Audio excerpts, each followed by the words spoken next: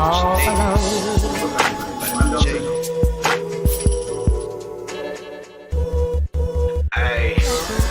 You rockin' with beats, discussing the heat in the streets. Take over the west and the east. Now got what you need, a dose of this vitamin G. You rockin' with beats, discussing the heat in the streets. Take over the west and the east. Now got what you need, a dose of this vitamin G. You rockin' with beats, discussing the heat in the streets. Take over the west and the east. Now got what you need, a dose of this vitamin G. Rockin' with beats, discussing the heat in the streets. Now got what you need, a dose of this vitamin G. You rockin' with beats, discussing the heat in the streets. Now got what you need, a dose of this vitamin G. You rockin' with beats, discussing the heat in the streets. Take over the west and the east. Now got what you need, a dose of this vitamin G. Vitamin G. Vitamin G. Got what you need. I'm on the outside looking in, and I wanna be back on the inside. I don't wanna be left on the outside, all alone. Vitamin G, got what you need. Vitamin G, got what you need. All alone. Vitamin G. Discussing that heat in the street, and we got just what you need on Vitamin G. You rockin' with beats, discussing the heat in the streets. Take over the west and the east. I got what you need, a dose of this vitamin G. You rockin' with beats, discussing the heat in the streets. Take over the west and the east. I got what you need, a dose of this vitamin G. You rockin' with beats, discussing the heat in the streets. Take over the west and the east. I got what you need, a dose of this vitamin G. Rockin' with beats, discussing the heat in the streets. I got what you need, a dose of this vitamin G. You rockin' with beats, discussing the heat in the streets. Got what you need, a dose of this vitamin G. You rockin' with beats, discussing the heat in the streets. Take over the west and the east. I got what you need, a dose of this vitamin G. Vitamin G.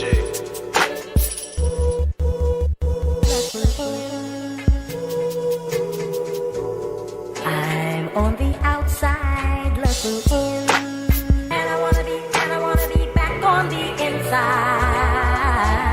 I don't wanna be left on the outside, all alone.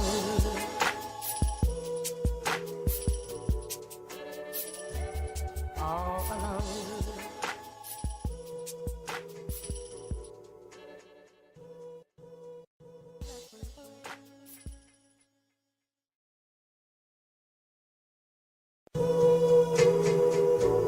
I'm on the outside looking in, and I wanna be back on the inside. I don't wanna be left on the outside, all alone. Vitamin G, got what you need. Vitamin G, got what All you need. alone. Vitamin G. Ay. You rockin' with beats, discussing the heat in the streets. Take over the west and the east. I got what you need, a dose of this vitamin G. You rockin' with beats, discussing the heat in the streets. Take over the west and the east. I got what you need, a dose of this vitamin G. You rockin' with beats, discussing the heat in the streets. Take over the west and the east. I got what you need, a dose of this vitamin G. Rockin' with beats, discussing the heat in the streets. I got what you need, a dose of this vitamin G. You rockin' with beats, discussing the heat in the streets. I got what you need, a dose of this vitamin G. You rockin' with beats, discussing the heat in the streets. Take over the west and the east. I got what you need, a dose of this vitamin G. Vitamin G. Vitamin G. Got what you need. I'm on the outside looking in, and I wanna be back on the inside.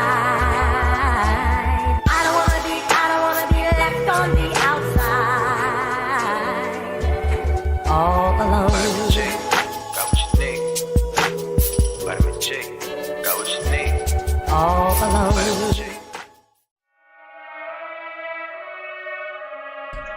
Hey, final round.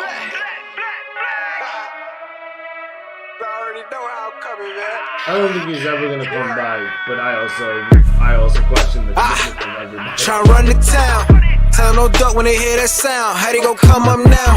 Have Baby is the head that'll wear that crown. I'm going pound for pound. And if it's about smoke, then we talk all of that.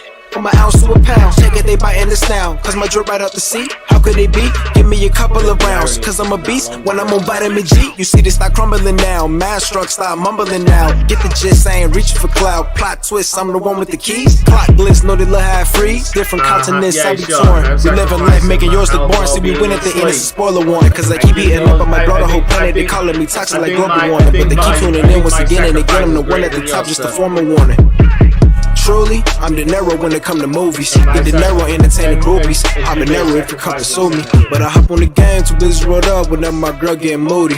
Link up with the gang, we all go insane, catching them bills on the duty. I'm in Stixie, I'm locked in. Bought a box, I was like 10. Back then, used to box, nowadays they ain't throwing hands. Mama said we got more advanced. One thing about me, I adapt, bought a Glock fin. Keep me safe from the block in. The game kept me off the block. Ain't got flex about looting my Ruger. I can shit on you with my computer.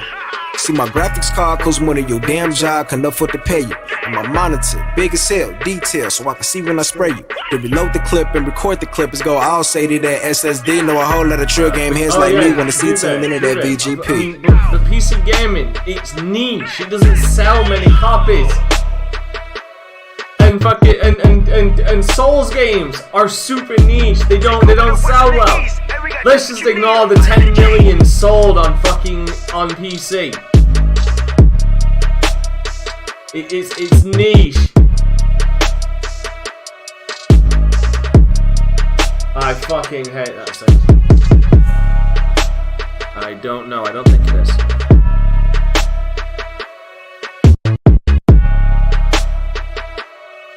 Yeah. But like, I guarantee you, Steam, Epic probably gets like, not like, probably like 1% of that.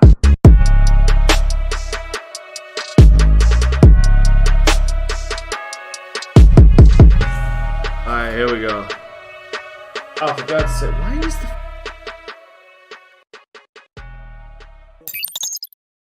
What's going on, YouTube? Sorry, for some reason my microphone will not stay off. For some goddamn reason, I have no idea. So we was talking, you heard me talking during the intro. Oh, anyway, what's up everybody? It's your boy Dante Christ is back with your weekly dose of the vitamin G. And unfortunately, there are only 3 Gs here. We're not as out there as the Wi-Fi, but you know, there's 3 Gs right here. First of all, Jubei, the realest G in the room. Well, the realest G at the Bahamas, it looks like, or the Caribbean. I'm not too sure. Either way, you looking very bright. So you got a new light set up? I do. Ah, somehow look less black. any more light, you'll be looking as white as me. I mean, hey, if that gives me the complexion for the protection, I'll take it. Complexion that gives the protection. Alright, but yes, my man, what have you been up to? How are you today? I just started an overnight shift, so I'm tired of shit. But yeah, I haven't really been able to play too much. I haven't been able to play too much, to be honest. I'm still trying to make it through Elden Ring. I bought Gran Turismo. I'm gonna have a whole rant about that once I've taken a deeper dive and looked at a couple other things. But I'm not super stoked about it. He's basically waiting for Kofi to be back here so he can be. I told you. I need to rake this man over the coals one time, but I'll wait for him to be back. Oh yeah, just one time. I mean, it's a racing game. It'll, you know, I don't expect to be playing it for a super long time. Obviously, I'll come back to it, whatever, if you know new cars and stuff drop. But what you mean the $40 cars? I mean, I'm not doing all that. I refuse to give the microtransactions. So yeah, I will put in the time and buy those cars with hard work. I'm not going to give them $40 and kiss my ass. But pull out a ring light when the cops pull up the ultimate defense. Oh lordy. Well, I'm glad that you are well. Omar, what have you been up to, my man? How are you today? Stop. Forbidden West. That's it. Okay. Let's move on. You've not been. Oh yeah. No. You don't like Elden Ring. It's too difficult for you. He said he's gonna play I'm it. gonna actually Give him a chance play to it. play it, but he's stuck on Horizon right now. Yeah, I'm literally 120 hours in Forbidden West, and we are gonna hold a spoiler stuff either this week or next week. So I'm talking in my show. Alright. So I'm just gonna finish it and then do the additional content and stuff like that.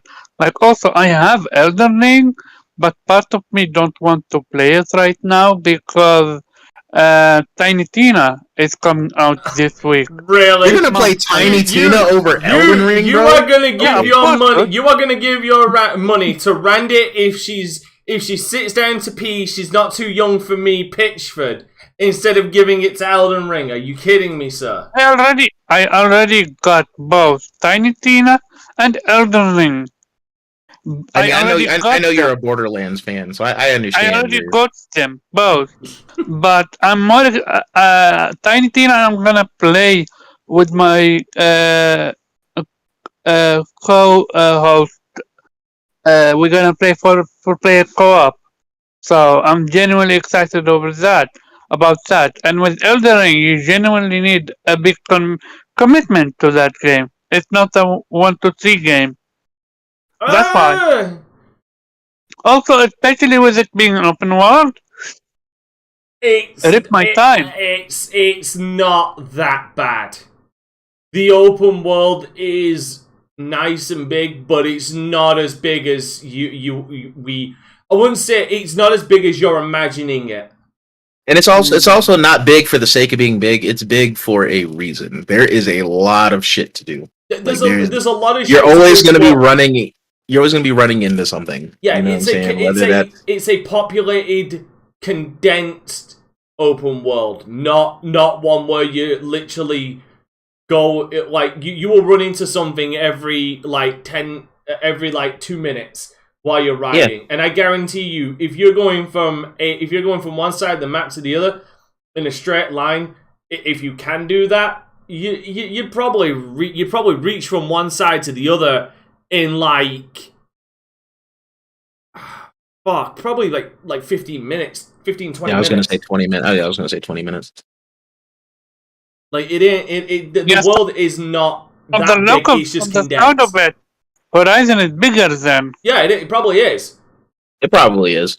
But I get anxiety looking at a bunch of, like, waypoints and icons on the map that I'm supposed to clear out. I'm kind of happy I don't have to see that. You can always remove that. That's literally I know, but I don't want to have to go into menus and do that. As gaming OCD as I am, when I see a bunch of icons on the screen, I just think I'm going to go crazy. Alright, now, yeah. As far as me, I have been playing Elden Ring. I have. How is it? It's really good. Now, there is something I want to put to rest. Because you've been hearing all about this. Now, granted, I am running the game at 1080p. But I am running the game at max settings. I'm talking everything is maxed. Except motion blur and depth of field. Fuck those things. Fuck those. But yes. I am able to keep a steady 60 frames per second 98% of the time. Fuck yeah. This game... 30%? 98% of the time I keep 60 frames per second. Okay, 30. Sorry, I had 30. That's right. Yeah, no. Here's the thing. I'm sure this game does have. I'm sure this game definitely probably does have performance issues. I have seen them on console. Okay, I have, and my friend Twee, I love the man to death, but will not shut the fuck up about the fact that his PC on a 2070 Super can't keep 4K 60 on low for some reason. I'm like, score one for me being dirt poor that I can't afford 4K, but on the other side, I'm just getting this overarching feeling that people are trying to push resolution before frame rates. Like, it's not a game that is going to be tantalizing your taint with its graphical fidelity. You don't need that 4K. You don't. The game looks just as gorgeous at 1080p, and you keep your 60 frames per second. But I will tell you and say, one of my crowning achievements in this game so far, and I'm only like 8 hours in, and I already have a crowning achievement. The dragon boss that was shown in all of the trailers and stuff that you saw, that you can encounter. First try, no damage. Nice. Nice, very nice. Did you see the extra big dragon? I've not seen the extra big dragon. I just saw the flying dragon, the one that crashes down. The one that's literally once you leave the tutorial is literally on the right. Yeah, he just shows up. He's just like, oh. Yeah. I see you over here having a casual stroll. Yeah, bitch. I'm gonna have to put fucking stop to that. I've also been playing Space Hulk Deathwing, which is a 40k game, and Warhammer Vermintide 2. I must preference by saying this, fuck Games Workshop for the anti-consumer bullshit they've been pulling. But they're good games. What are they doing? They started... Games Workshop started pulling down a lot of... and DMCAing a lot of fan projects on YouTube and stuff. One of the most famous ones is the Emperor's text-to-speech device. Which is a show about them installing a text-to-speech device in the Emperor of Mankind as he sits on the Golden Throne. And it's fucking hilarious, but they stopped doing that because Games Workshop turned into fucking Nintendo, the Nintendo of Oprah. You get a DMCA, you get a DMCA, everybody gets a DMCA. So basically they pulled a reverse Nintendo. When Nintendo finally got over that shit, Games Workshop is on that dumb shit. Who is this? Who is this group? Games Workshop. Yeah. They're the ones who won Warhammer. Okay. Well, okay, Wow. they're now known as Warhammer. Like, originally they were Games Workshop. They'll always be Games Workshop to me. But they changed their name to just Warhammer. They're the ones who do Warhammer and Warhammer 40k. Gotcha. On top of that, more Shin Megami Tensei 5, Dragon Age 2, Grand Theft Auto San Andreas Chaos mod, but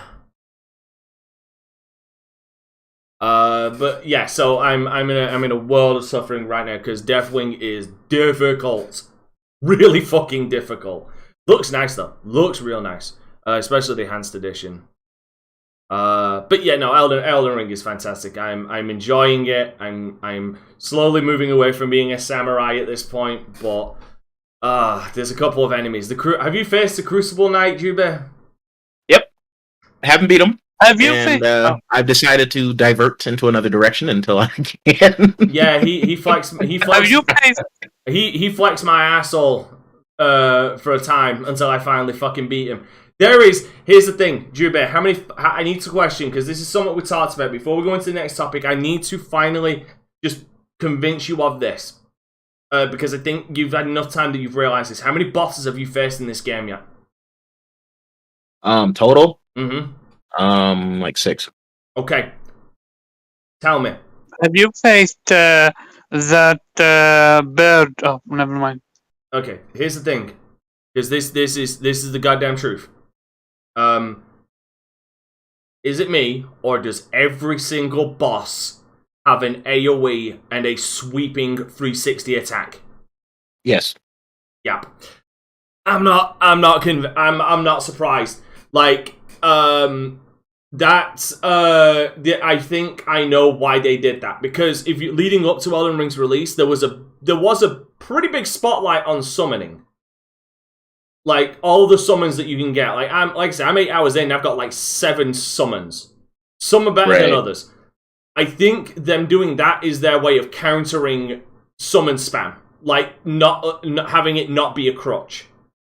Like, oh yeah, you can summon, but these guys are going to be 360 attacking fucking everywhere and just wipe your team out. I like it, but I also really fucking hate it. By the way, Tao Zochi, I think you're the same one. I did pick up Guardians of the Galaxy. You can expect that very soon. Thank you very much for the donation. That game is amazing. Right. I recommend now, it. speaking of amazing, because Guardians of the Galaxy clearly deserves some respect, Phil Spencer wants us to respect developers. In fact, what he wants, Phil Spencer wants gamers to treat developers with more dignity and respect. Whereabouts is the line? So, I will read out this article.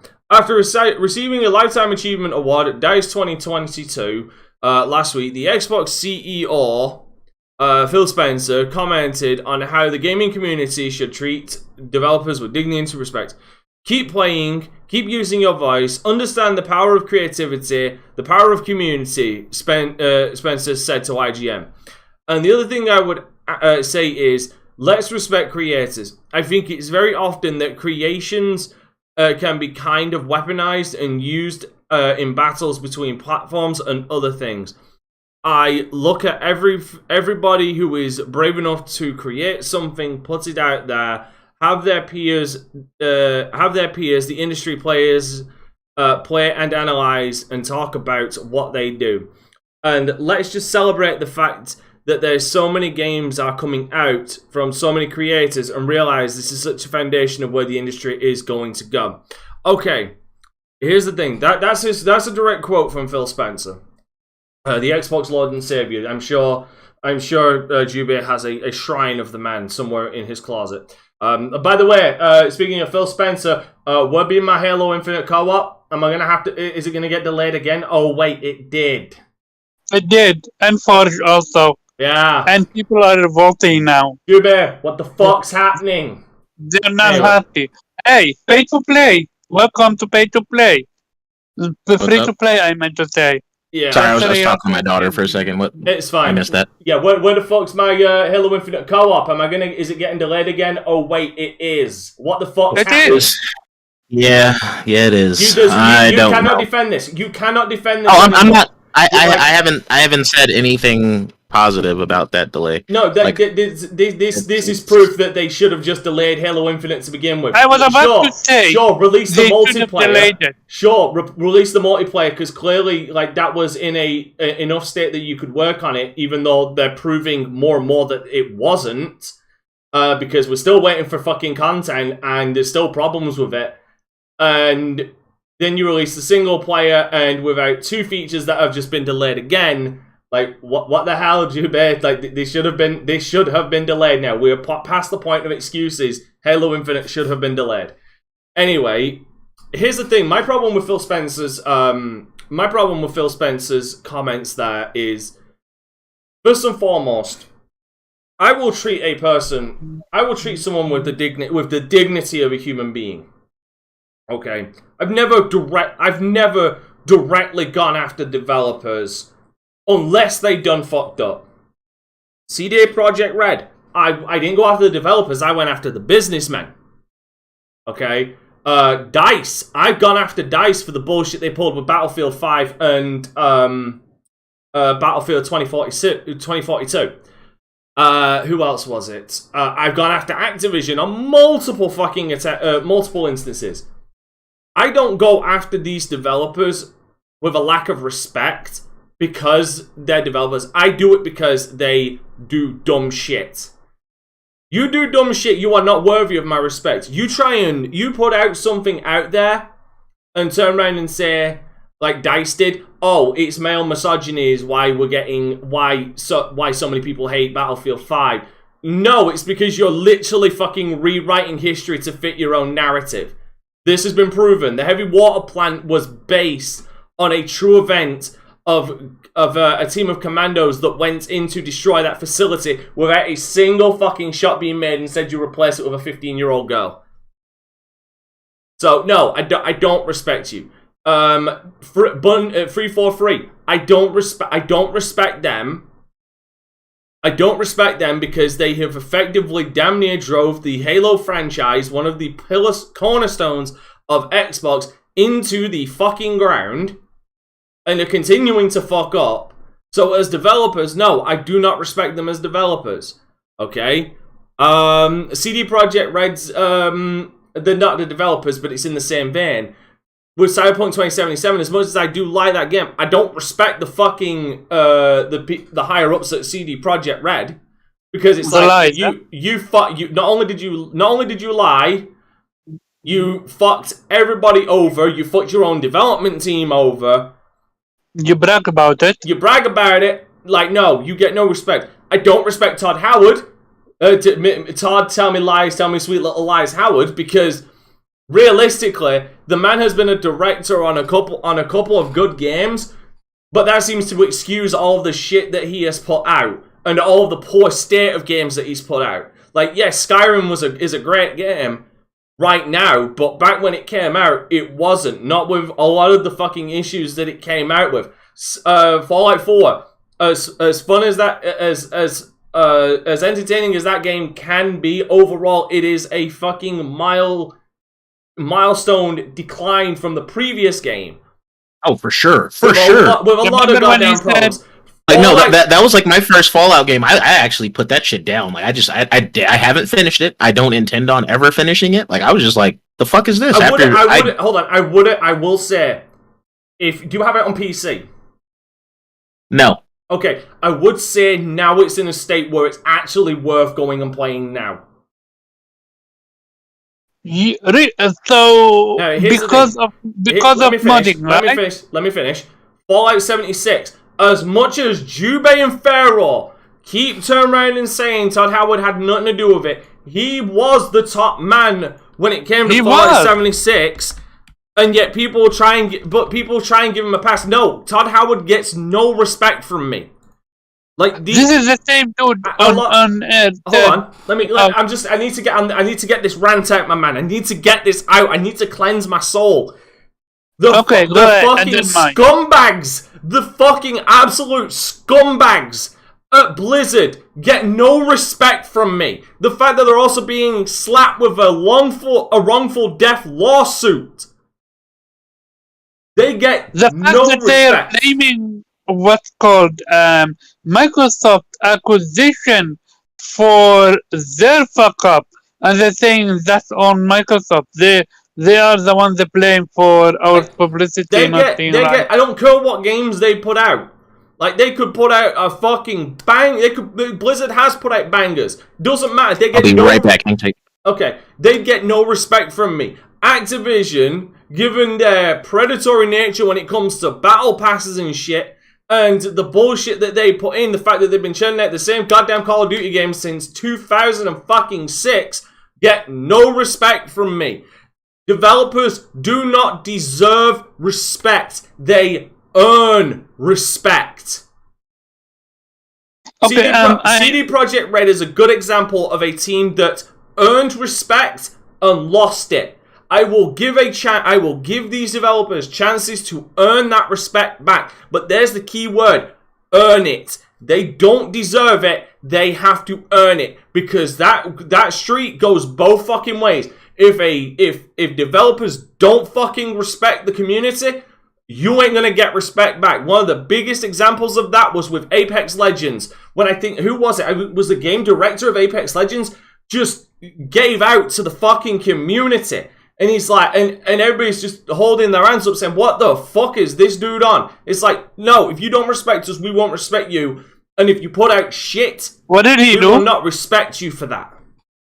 What did he do? Give me a second. I'll actually quickly look it up. Because I don't remember ever hearing about this. That's interesting. Okay, so just let me explain something. Yeah, now you can... Okay, so one, Todd Howard. This is the same dude that said it just worked. Not Todd. Yeah, Todd Howard it just worked. Yeah. 16 times the details. It just worked. Fallout 76. Out of finance. This is the same dude that said we have almost 25 studios or something like that working on Fallout 76. I don't know the exact number of studios, but it was a lot. And also, this is the same dude that live on air at E3 said, I read that our games are broken because it's on the internet, so I guess it must be true. The amount of shit he gave to the people that actually modding this game and fixing it is astonishing. When it comes to Phil Spencer, his quote is mostly focused on fanboy, console war banter and stuff like that. The tradition.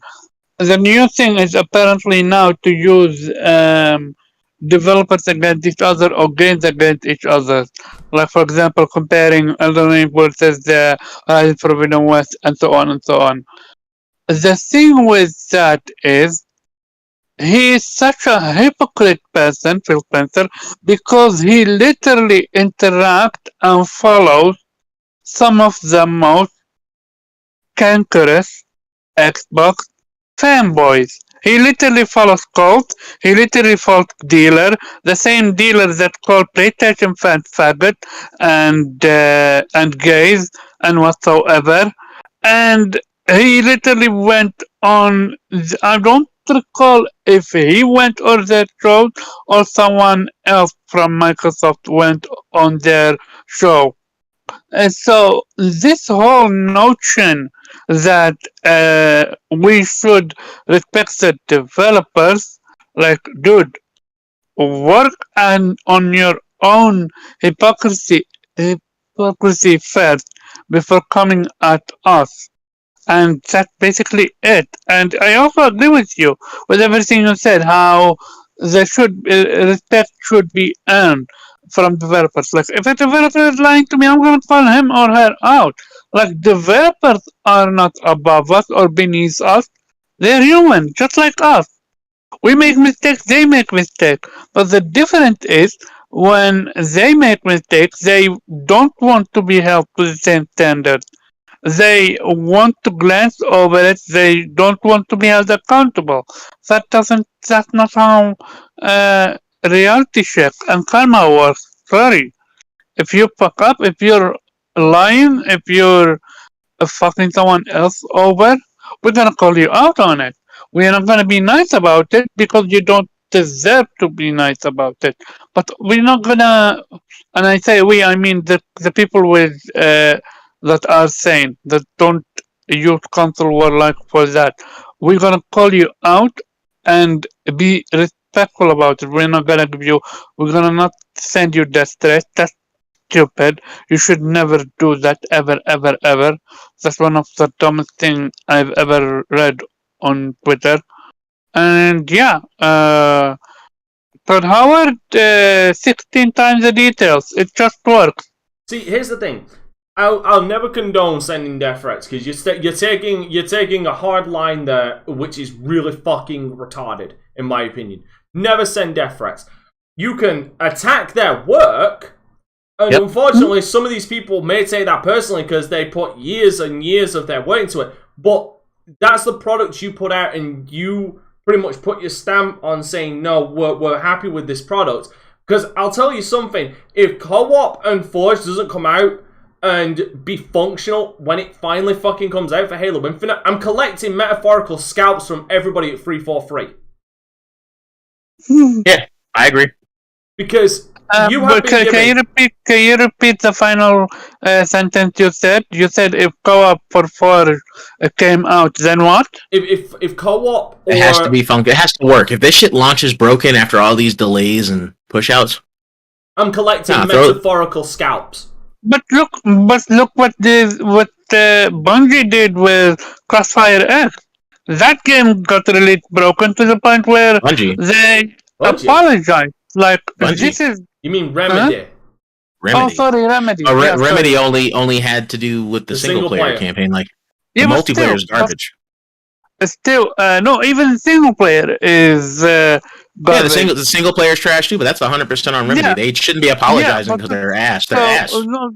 So this whole notion that you need to put out content and then apologize for it later, like, fuck no. No. Money doesn't grow from trees, but it does, but you get what I mean.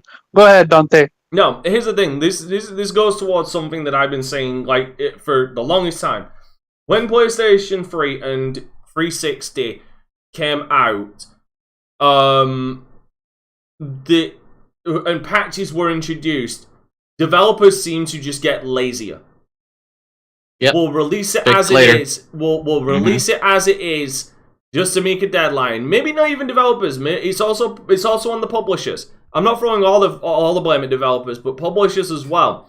Like, we'll release it as is and patch it later. No, patches were patches. The original intent of patches was to fix things that that QA testers couldn't find, like severe game-breaking bugs or glitches or exploits that the QA testers just couldn't find at the time.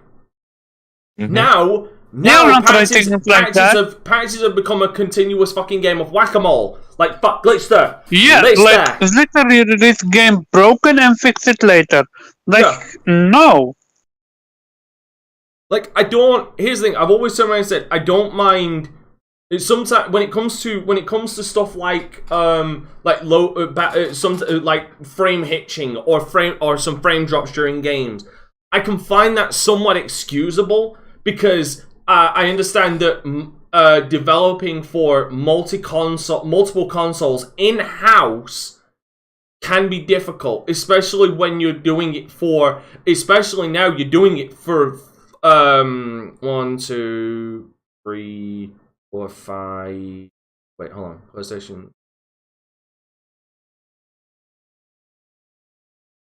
You're doing it for 6 consoles. 7, actually. You're effectively developing for 7 fucking consoles. The PlayStation 4, the PlayStation 4 Pro, the PlayStation 5, the Xbox One, the Xbox One X, the Xbox Series S, and the Xbox Series X. You're developing for 7 fucking consoles at that point. Because you got to make sure, the frame rate is going to stay at a stable frame rate on this version, and then the improved version is going to run at a higher frame rate, solid at this, and, you know, the resolution is going to stay. Like, I get that. Like, that is unfortunately a product of current generation. Like that I don't mind. But when a game comes out fundamentally incomplete, like like Halo Infinite, and you had to continuously patch it, and because of that, you're delaying content that is keeping the viability of that game staying in the minds of the public and in the gaming consciousness, you're effectively killing your own fucking game. Yep. Like, they don't care. Halo Infinite. They genuinely don't care. Jubei might have finally fucking seen the light, so we might be agreeing on this. Halo Infinite is dying a very rapid fucking death. It already died. Because... No, there is still people that play it. I know Jubei still plays it, and I do play it. But it is dying a very rapid death across the board, because people are maxing everything out and they've got nothing else to come back to. And they won't have anything to come back to until April, is it? I've been maxed since November. Exactly. So imagine how I feel. You probably feel like shit.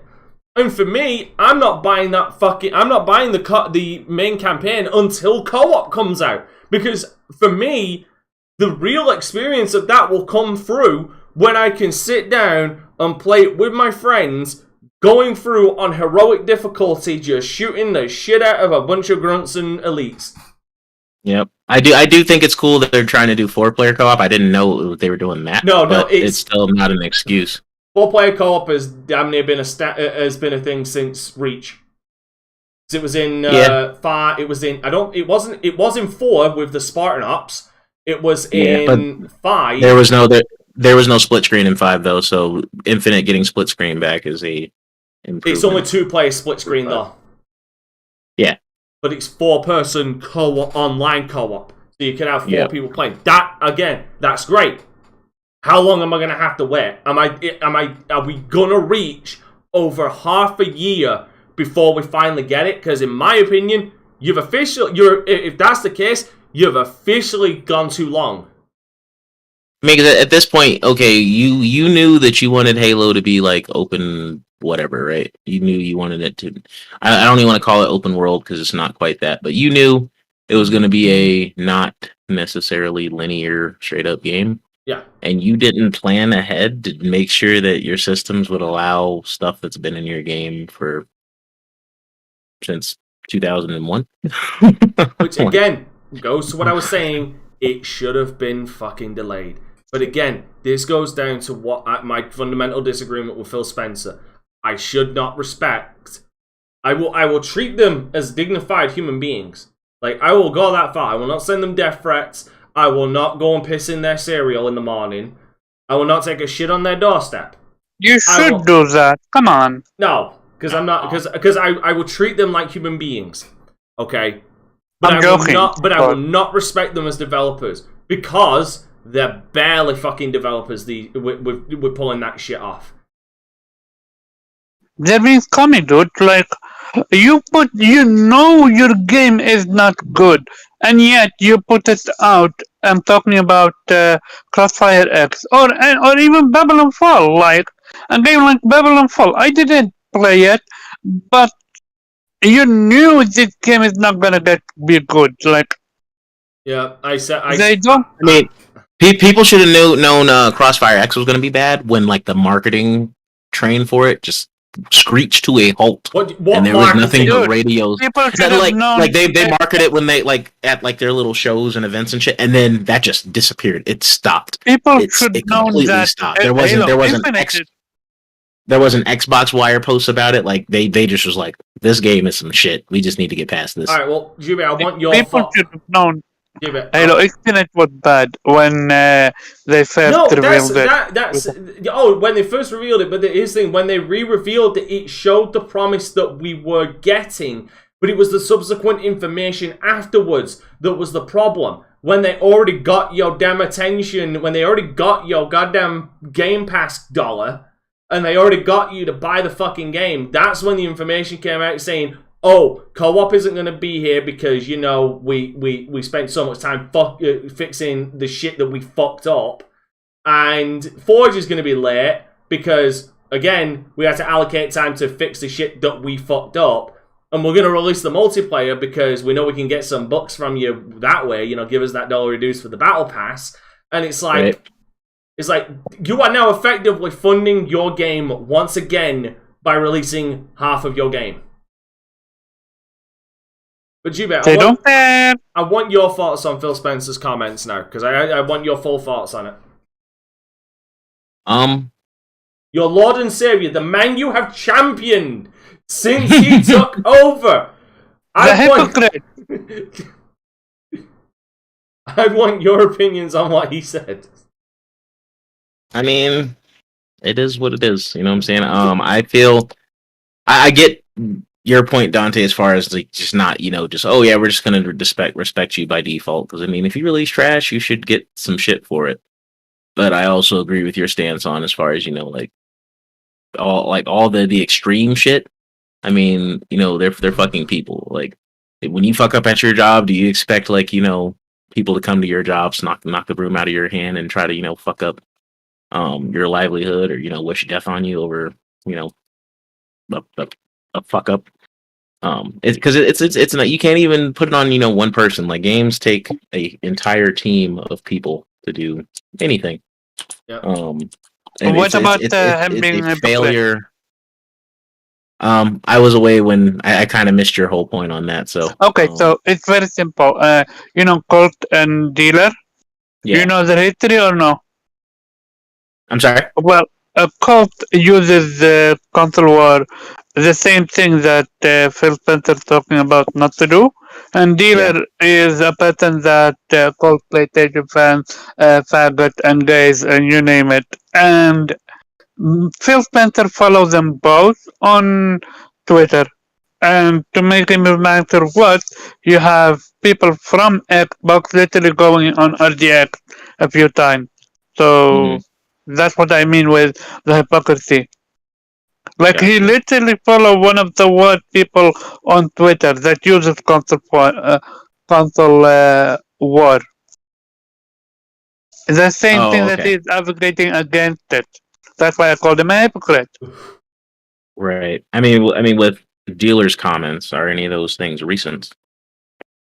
No, it's not. No. It's not recent. But he never apologized. He apologized. Here's the thing. I don't think. Sorry, Jubei, to interrupt, but when it comes to me in comments like that, I've said some shit like that, like not towards people, but when like there's always context to words. But if he's calling fans like that, if he should apologize for it, if he's grown as a human being. Unless he still feels like that. And if he still feels that way, then he's an asshole. Dude, this is just one of the fragments that I called.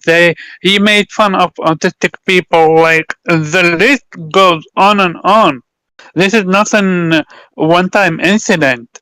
This is literally the dude that made fun out of PlayStation autistic person because he's being autistic. Like, but you also act like both sides aren't guilty of this. Like, yeah, okay, he has a following. No. Okay, no. Here's the thing. Where is PlayStation executive that following PlayStation console warriors? Come on, hold on. I guarantee you will find some. But I think we need to stay on Omar's point there, though. Jubei is that Phil Spencer is saying one thing while he's following other people who are actively doing what he's trying to champion against. Exactly. That's like if you go right now on Twitter and look up what Phil Spencer is following, you're gonna see every single toxic console war that's doing console war. Phil Spencer is following them, not the other way around. That's like me being so goddamn neutral stance on the podcast, and then me going onto Twitter and bashing PlayStation and Xbox and just calling out their fans for being fucking console peasant losers. He literally found a way to profit out of lies, and they believe him. They literally believe everything he say, and they don't do their own research. Like, I respect what's his name, Shuei Ishida, have done for PlayStation, but I'm not gonna worship him. Like, if he did something I disagree with, I'm gonna call him out on it, or Jim Ryan, or whoever. So what you're basically turning around and saying is you think there's a cult of personality around Phil Spencer now? Yeah, of course there is. There's literally a shrine for him. Listen. What Jubei has in his own closet is his business. Because we know Todd, I don't have a shrine with that, man. We know Todd Howard is in No. I can show you. Let me think. I'm literally in the middle of a boss fight. Let me finish it and I'll look it up for you. This motherfucker turned around and saying, you know what? No, I want to do the podcast today, even though there's only fucking 3 of us. This motherfucker. Then he turned around and being on a fucking game I was doing. The fucking lack of professionalism of this man. No, I always game on podcasting if I can. Fuck. I don't know whether that shows you're unprofessional or amazing at multitasking because you just don't shut the fuck up either. No. It's different. Trust me, I know what you're talking about, Dante. If I'm hosting the show, you're not gonna see me gaming. I can't say shit. I play Fire Emblem Free Houses while FC was still hosting the show. Yeah, like when someone else is hosting, it's very easy to play games. But when you're the one hosting, like, nah, dude, then you need to be on point. Then you need to genuinely be focusing the entire time, or else shit gonna go south fast. Right. Happened to me. Well, here's the thing. By the way, it was going back to the Apex Legends, the example I gave.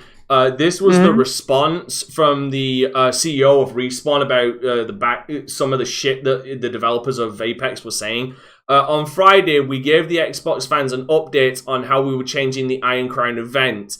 Some of the team then joined a discussion with our community on Reddit, and things got into a pretty bad place. Some of our folks crossed the line with their comments and not... What did they say? Oh, that was it. One of the fucking people turned around and mentioned that people who don't buy microtransactions in Apex Legends are freeloaders. Oof. What's freeloaded? Basically, you taking a free ride without doing anything, without giving anything back. You're taking, but not you're receiving, but never giving. Wow. Yeah, you can't say shit like dude, that. Yeah, no. I know a friend of mine that plays Apex Legends religiously, but he would be pissed. He probably was. Because, like, no, they said that this developer said this directly on the Reddit. And I think some other developers said this, but no, like that was my example of no, you get no respect from me for saying shit like that. Like you earn respect, you don't gain it. What he just said, I'm pretty sure that's what most people think in the game industry. But he just said out the quiet thing. He just said the truth. Yeah, he be quiet. He said it out loud. Yeah, that's it. That's why they're apologizing, not because he said it, but because he said it out loud. It's because it's because he got caught. Like it's not. We want you to buy microtransactions. That's why we put them in. It's like, nah, bro. I'm sorry, but I've already turned around and mentioned that if Babylon Falls is the way that Platinum Games has said, I actually said it on Twitter. I'll bring up my fucking tweet. I'll actually bring up my fucking tweet. Give me 2 seconds to find it, and I'll put it on screen for everybody to read. Is it Babylon Falls? It was about Babylon Falls. It was about Babylon Falls. I'm pretty fucking sure. I know I tweeted about it. They genuinely want to kill the industry that we love. Let me see. That's my rant on Cyberpunk 2077's patch update. Fuck, what the fuck are you doing here? What?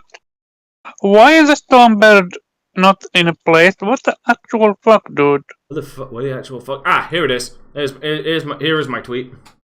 One moment, let me quickly. I've got to open up Elgato to show you guys because my ass keeps getting some shit. Like always. Like I didn't go over the top. I didn't attack anybody. It's just the goddamn truth. And there it is. And what I have been saying about Babylon Falls has all come true. If Platinum Games really wants to go down the live service route, then I just cannot support them. Don't go chasing money that doesn't exist. Yeah. Because it's the truth. This game was dead on arrival. The second we found out that it's what's called a live service game. But it's not just that. It's also Platinum Games' recent announcement that they want to focus. They want to do more live service games. It's like, nah, I can't support your studio if you go down this route because. Like, you just... Because if Babylon Falls is an example of what we're going to get, a slower, really bad multiplayer game with really bad artwork, then no, because that's effectively... Because here's the thing, as much as people try and deny, a lot of live service games are budget title games. They're games that are done on a dime so that they can make the whole dollar back on microtransactions and battle passes. Mm-hmm. I'm not about that life, dude. The games industry didn't choose the microtransactions life. The microtransactions life chose the games industry. I will never forget my time with Godfall. As much as I enjoyed the gameplay, when I was literally exploring the same way they told me to explore, and then I locked myself in an area where I couldn't get out of it. And the only thing, and I played almost like 30, 40 minutes, just pure fighting and more like collecting. I actually wanted to get the platinum for this game. And what happened is I cleared an entire area. It took me around an hour or something. And when I went back trying to access the other areas, I can continue, I found out, no, I can't access it. It was a one-way ticket. They never warned me that it's going to be a one-way ticket. And when I reloaded, it was way before that I even accessed the area. So basically, When I first accessed the area, it was a different area. I explored it. Then I came to a different area. I explored it. Then I came to the third area. I explored it completely. And that was the one-way ticket. Like, I basically wasted almost like 2 hours, 3 hours of my life just exploring that I will never get back. That's what life service games do to you. Yeah, Yeah. when I realized that I just lost 2 to 3 hours of life of gameplay just because it's an error on their end, I'm like pissed. I dropped that fucked. game in a heartbeat. Like game as a life service is absolutely not the future. I don't understand why they want to make it the future. Sorry for the rant, but shit my No, hand. I'm indicating why they want to do it. It's Yeah, because mhm. you got certain companies that make fucking billions of dollars off of microtransactions that everybody wants a piece of that pie, despite realizing, oh no, But that market is now oversaturated and literally locked down by like 3 companies: EA, but Take I feel Two, and Activision. but no game is gonna ever be like Fortnite. Like Fortnite was literally a lightning in a bottle. But the problem is they are, because Call of Duty exists. And then you've also got GTA Online with their shark cards. GTA Online's a live service game. The So thing we're is, gonna see. if there's people out there willing to spend money on it, it won't go away. That's Unfortunately, you fix it by not spending money on it. pretty much. I am not buying But Pavlov Pau. everyone Like, has to not spend money on it. Right, but speaking of not spending money, and even though we've just spent some time shitting on developers and publishers saying no, you need to earn your respect, well, it seems like some of them are actually going to try and go that route. Obviously, everybody knows about the current conflict going on in Ukraine and Russia's massive failure over there. I hope Ukraine kicks their ass. I am upset about the loss of life because, I mean, you've got sons going into a war that they didn't want and unfortunately losing their lives because of a thug, a fucking mob gangster runs a goddamn government, and, you know, he's silencing his own fucking critics in his own fucking country, despite the fact they don't want the war. Nobody wants this war. Only he and his cronies want this fucking war. The piece of shit that he is, Vladimir Putin. Fuck you. You fucking egomaniacal piece of shit. Alright? Zelensky has bigger balls than you and has proven to be a bigger man than you are because he's a leader that will stand by his principles and lead his people instead of fucking slaving out his people. So fuck you, Vladimir Putin. Okay? These are my thoughts, not the thoughts of Jubei and Omar. So hopefully I'm the only one who will get the radiation in my coffee. Oh Lord. Yeah. I mean, Go ahead, Jubei. We'll go last ahead. because We'll get into the point next. After we've gone on our little rant. Go ahead. I mean, as far as rants, so from a personal perspective, if I'm going to be 100% real, be real. I don't stand with anybody in this damn conflict because Ukraine don't like black people, so I really don't give a shit. It sucks. The situation's garbage, but from as a black dude, I'm not sending y'all no money. I'm not making no tags or posts. I'm sorry, y'all definitely don't support me, so I'm good on that. Sucks. Hope they figure their shit out, but that's just how I feel about it. I don't have a horse in the race. You feel me? Like, I'm not out here making posts like, oh yeah, I stand with them. Like, they damn sure don't stand with me. I'm absolutely not gonna say anything like that. So I stand with them as much as they stand with their African students in their country. They don't. So I'm gonna leave it at that. Okay, as for me, buckle up. Wow, the world is a hypocrite.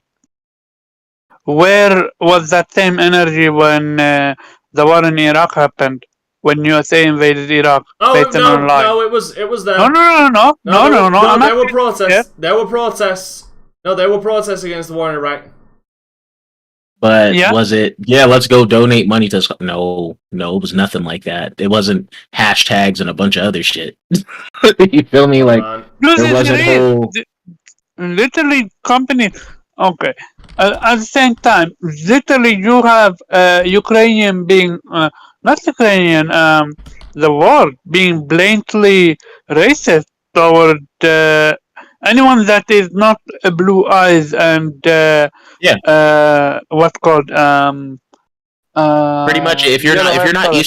if you're not Eastern European, they don't give a fuck about you. To be honest, so Like it, just it was so blatant. Like the report were like, yeah, like this feels so real. This is not some third world country. Like it's just fucking me.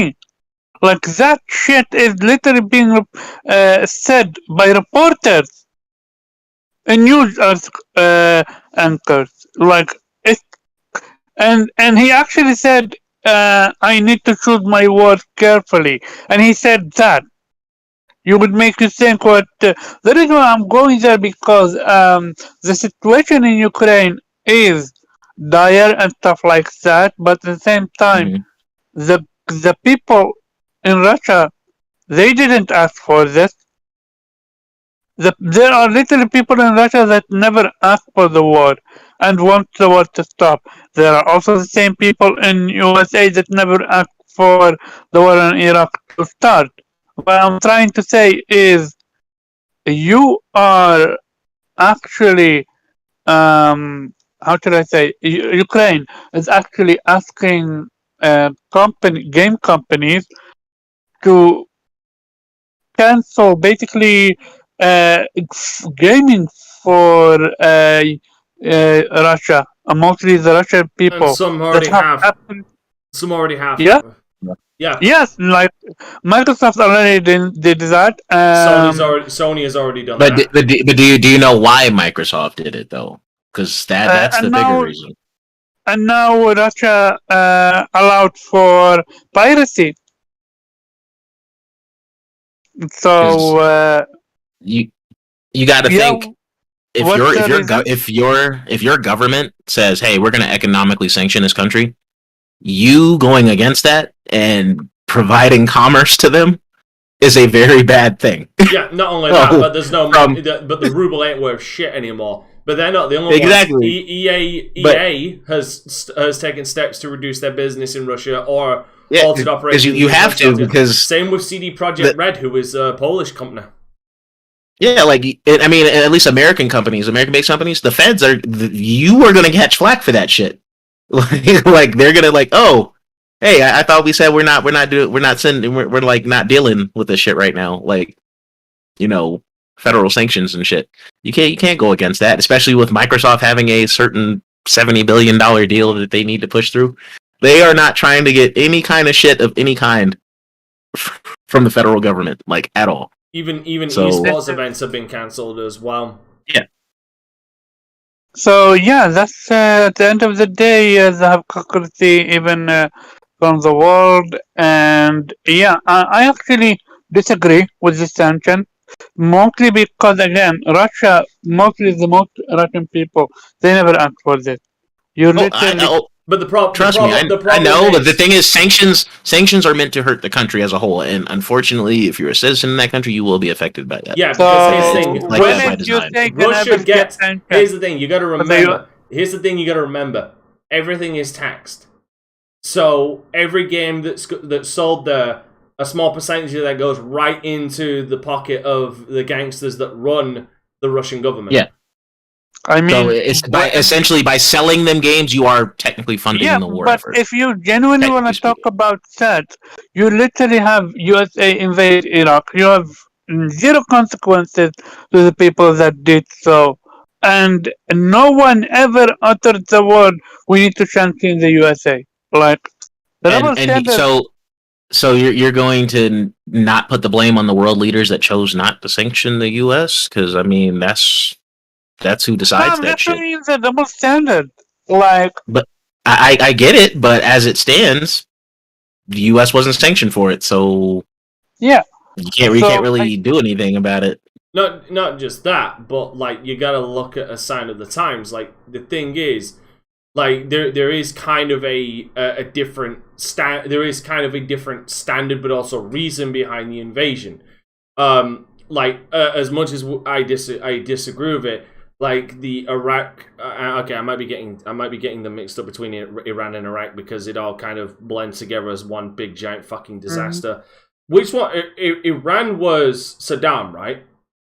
Iraq is Saddam. Oh, Iraq was Saddam. Right. So yeah. So the reasons for war, the wars were different. You gotta also put yourself in the sign of the times. The reason was oil. That's it. Oh yeah, but yeah, it was for money, but it was under the guise of the war on terror. They used the excuse the war of terror of what happened with 9/11 to attempt to justify their reason for being over there. And WMDs, where Russia is just like, Ukraine looking real nice. We want to annex it. Like there is no justification. But he learned from the best, though. He learned from when you have USA doing all this. Omar, listen. The problem is, here's the thing. As far as the shit with Iraq, everybody else why there was no sanctions? Because the rest of the world profited from that shit. That's why there was no sanctions. The rest of the world is not profiting from what's going on in Ukraine, which is why it's a problem. Yeah, if they did, there would be zero comment about it. And here's the thing: what comes down to it, it's literally people just. Let me make my point very clear. When Iraq, when USA invaded Iraq, and no one called it out, and at the very end, that is a lie, though. To say that no one called it out, there was condemnations, not only by some world leaders but also by the public at large for the war in Iraq, especially more so as time grew on and people saw through and realized, oh no, y'all full of shit. There were no WMDs. Like initially, like I said, around time of 9/11 and shit, like they had world's backing because, like, okay, they got attacked, like they are retaliating in any way, shape, or fucking form they can, and that was in some people's eyes justified. As that dragged on, you started to realize, okay, we're past retaliation stage. This is now I remember what I wanted to say. This is now an occupation. I remember what I wanted to say, which is basically, Putin learned from the USA. When the USA got away with the war on Iraq, on other wars that they have done, or intervened, or giving money to you name it who, and doing all these businesses, like USA is the creator, not to say creator, but USA is partly to blame for what Putin is now doing. All Putin needed to do is look at. I also want to call a little bullshit on that, because this is not the first time Russia's done shit like this. Need I remind you of Afghanistan? Like the time Russia invaded, because then that's when the Mujahideen, who later became the Taliban, were fighting against the Russians, and the US was supplying them arms. I am aware. Yeah. Like we've been in proxy wars with Russia for years. We've been from the sidelines, like supplying, various sides and Nicaragua groups was and shit. Another one under the Reagan administration, if I remember correctly. The Iran Contra scandal. That Iranian regime was on the USA. USA tried to change the Iranian regime by putting a puppet in there, and they failed. That's why the Iranian hate the USA so much. Because USA tried to destabilize Iran. Stabilize, yeah. Yeah, destabilize Iran and put a puppet as a that would be favorable to the US. Exactly. And they failed. Yeah. And they failed and they got caught. That's why Iranian people hate USA. As for me, USA support support Israel with money, mostly money with weapons and rockets that ends in Lebanon. The funds, no, they sold, the Reagan administration sold arms to the Islamic Republic of Iran at the time, even though they were under the subject of a arms embargo, because the profits from those arms sales would fund the Contras in Nicaragua. Yep. It wasn't about installing a puppet government in Iran. It was about selling them arms that they legally could not do because of an arms embargo to fund the Contras in Nicaragua. And the Contras were a group of US-backed and funded rebel groups. I'm just trying to remember who they were fighting, because it was during the Nicaraguan resistance, during the war against the Nicaraguan. During the war against the Nicaraguan government, the Contras. Are you aware of something called Iranian coup d'état? No, that one I'm not aware of. That's what I was talking about. Right, but I was bringing like my point to like the Iran Contra affair. Like I was bringing my points that you went completely off into another thing. That's a different but it's the whole point of proxy wars. I was going on what Jubair was talking about with proxy wars. Like there's just so there's been like a shadow war between world power for years of like not like publicly, no, they're not involved, but on the low, yes, they are. They're supplying the arm. They're fighting the war through. Every country does that. If you have the money, you're gonna do that. Yeah. So at the very end, I just don't wish on Russian people to like. Imagine if you're living in Russia and you have absolutely no interest whatsoever in this war, and your only escape is gaming. Like you have literally Twitch. Twitch literally. Yeah. But here's the other thing. Like, so they hold elections in Russia, regardless of the validity of said elections. But the people there are still responsible for who's in power there. No, not necessarily, because there has been a lot. There's been a lot of there's been a lot of shitty elections, but again, you as a person, you outnumber your government all the fucking time. There's no debate. Your military is not as big as the rest of your population. Had you taken the initiative to do something about it, maybe we'd be in a different state.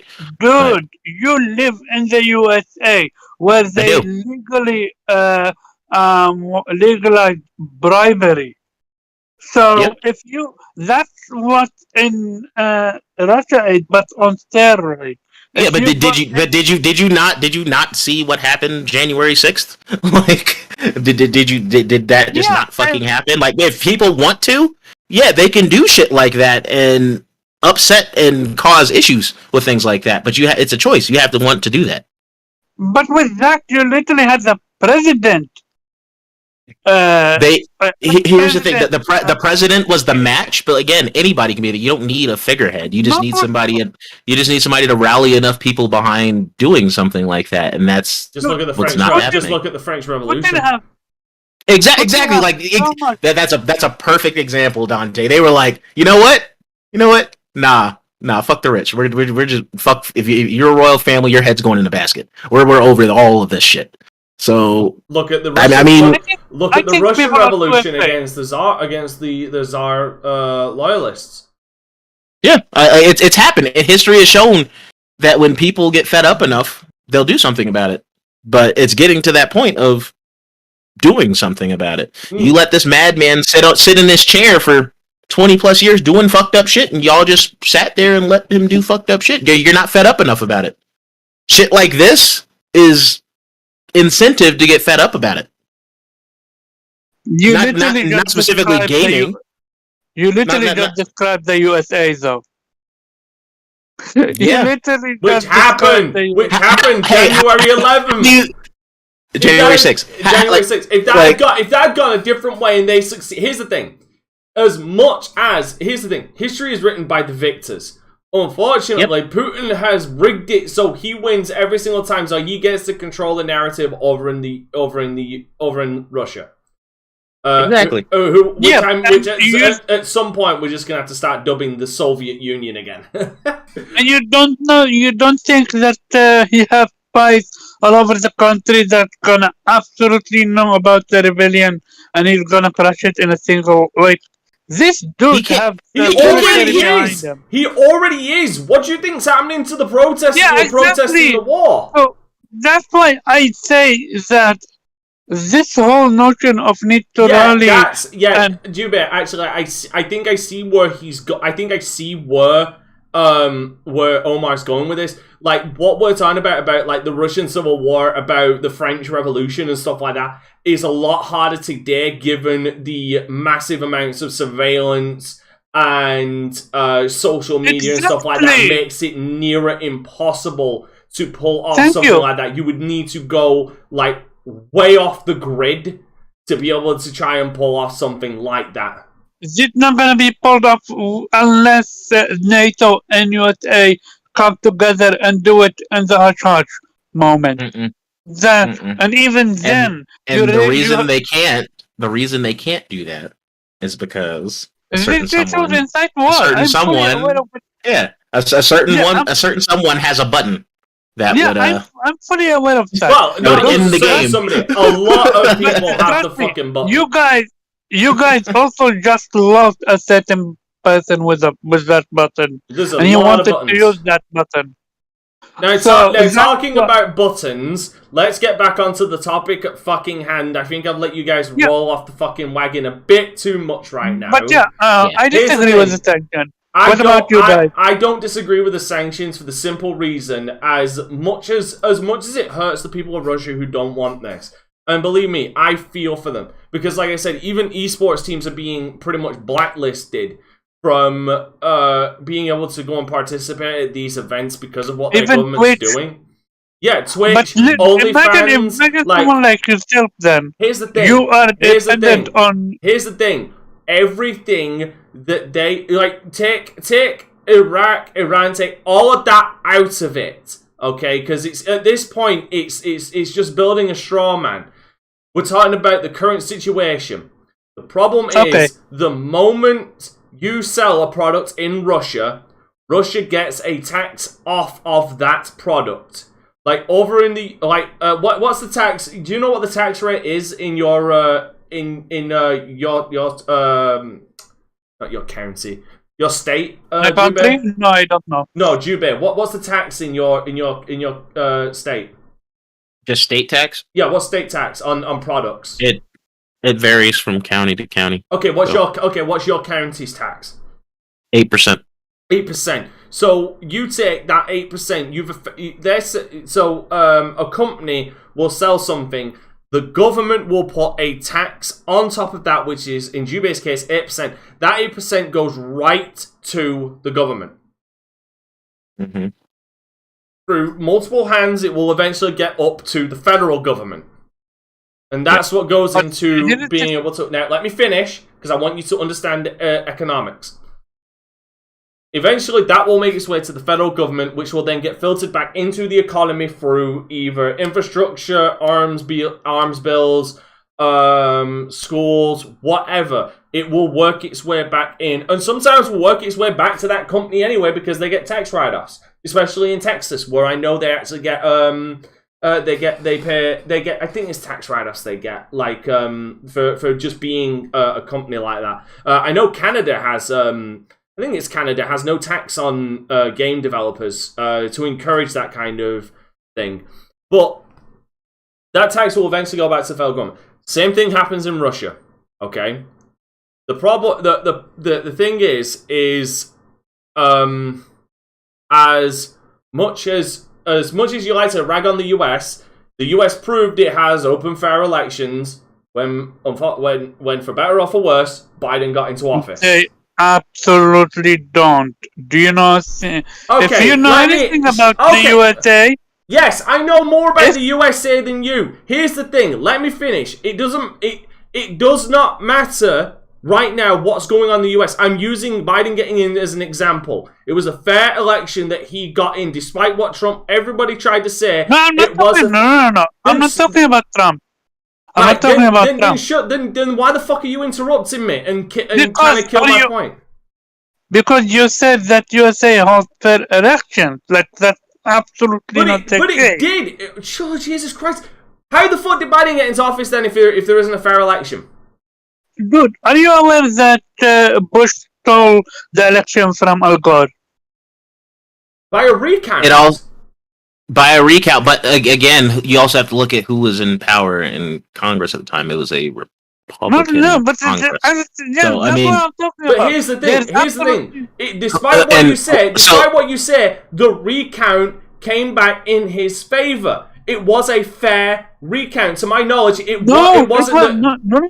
No. It was actually never fair recount. They literally stole the election. It was all because Fox News had someone that in Bush camp that told them to call it, and they called it. When they actually did the recount, it was in Al Gore's favor. But because they already called it, it was over. And because Al Gore not called succeed, concede, it was over. Yeah, like, it was. Hold on. As Howard just said, Omar, you also have to understand how the presidency works in the US. You're a figurehead. You have no fucking real power. You're a figurehead. Somebody's hand is up your ass. And the problem is that's how that works. As Howard brings up this point, which I'm trying to make. It's not. That was not due to the election not being fair. That was due to our electoral college. Yeah, it was due to the electoral process working as intended, but also not working as intended. If that makes sense. Because the whole electoral college was elected to stop. It was to stop stupid people from electing people. It was for the elite to still have control over anything. That's why little ass states with like 100,000 population have a fuck ton of electoral votes for some reason when they shouldn't. It doesn't make a lot of fucking sense. Which is bollocks. I will fully admit that. But given that that's the structure that you have, like, let me finish my point. Within our rules, it was fair game. Unfortunately, that's how it was. That's within the rules of that. Now, let me explain what I'm trying to get at, Omar, before you keep interrupting me. All right, where that happens in the US. Well, within the rules that you set, it's fair election. In Russia, one candidate can get 60%, but that 60% will never be counted because they'll count a fraction of that and then either change votes or pretend the other votes don't count, and suddenly Putin's fucking approval rating is like way up there. Mm-hmm. I'm aware of everything. So there is a big fucking difference. That's what I'm trying to turn around and say. But like I said, with all of that, the money that is taxable on these games, on these microtransactions, on everything related to video games, goes right to Putin's government. The ones that have been keeping themselves in power with fraudulent elections. That goes to them, which then gets put right back into their armed forces, which is currently dropping fucking artillery shells on public infrastructure, and currently, up to this point, killed over 400 people. Let me paint you a picture. You are aware of the living situation for people that use it in Twitch as a primary. Yes, none of that matters. Unfortunately, none of that matters, Omar. It doesn't matter if you make a living off of Twitch. It doesn't matter if you make a living playing video games. It doesn't matter if you make money off of OnlyFans. The problem that comes about, Omar, the bottom line of all of this that trumps every goddamn argument, you can play the humanitarian card all you want. The bottom line is, all of that money they make off of Twitch, all of that money they make off OnlyFans, all of that money that is sold in video games is taxable and goes right towards the war machine that is the Russian military right now. Which is what we're trying to, which is what these sanctions are literally trying to fucking strangle out. Because eventually, the Russian military that is currently fighting in Ukraine ain't going to be getting their goddamn paychecks. They ain't going to be able to build any more of them fucking shells that are killing, that have killed over 400 people because they won't have the money to do it.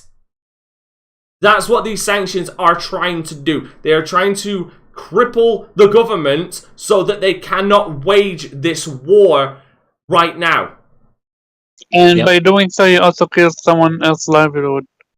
Unfortunately, again, welcome to fucking war, dude. Welcome to war. Welcome to the unfortunity of war. But here's my problem. How is this the fault of any of these companies when they ain't the one who started this war?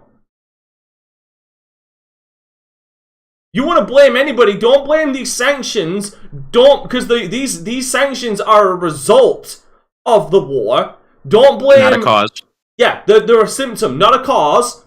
Don't blame these companies for pulling out, because that's a symptom, not a cause. The cause of all of this is a insecure, probably ailing old fucking man who has been in power for too fucking long, who is basically just a fucking thug of the KGB, or the former KGB, who has happened to be running the government for the better part of 2 fucking decades, and he's determined to leave a fucking legacy, whether that be fame, infamy, or whether that be for fame or infamy at this point. Exactly. It's like I said, the whole situation sucks. But Absolutely not. I stated how I feel about it, but in the context of you're damned if you do, damned if you don't. If you continue to have economic commerce, you are going to be frowned upon by your own government. By your own government, but also you are literally directly aiding the war effort. Yeah, because I guarantee you, all funds, a majority of funds right now that are coming from any commerce within the Russian Federation right now are going into this invasion. And now think of this. So say Russia is successful and they, do what they do. Now, any company that was still doing business with them is going to be sided with them in history as you look back on it, because you basically gave them the money that allowed this to happen. By removing that, now even if it does happen, you weren't complicit and you did not directly aid in it happening. That's the other major point. Like a lot of companies don't really want the stain of something like this on them. Because this is one thing that will not disappear. Right. Especially something like this that will have lasting complications, not just this year, but essentially forever. You know what I'm saying? So they don't want to be about the person like Howard in chat said, the person that needs to be at blame here, Putin. It's on him. You can't get mad at the companies for reacting in a way to protect their best interests and do what they need to do. It's on the leader of the country that's causing the fucking strife. That's where their anger needs to be directed. Like when I'm saying people need to do something about it, I'm not saying take up arms and shit, but it's more than just Putin that runs that government. There's committees and all sorts of shit. Then people are still sitting there silent. They're not doing shit. They're sitting in their chairs, sitting on their hands. You act like governments haven't. You act like governments haven't gone against their leader purposefully, covertly. Like, does JFK not exist to you? Like, I'm one of those people that absolutely believe that we did that. You know what I'm saying? Like, for whatever reason, because politics and governments are really shitty and shady. You really believe there was a second shooter on the grassy knoll?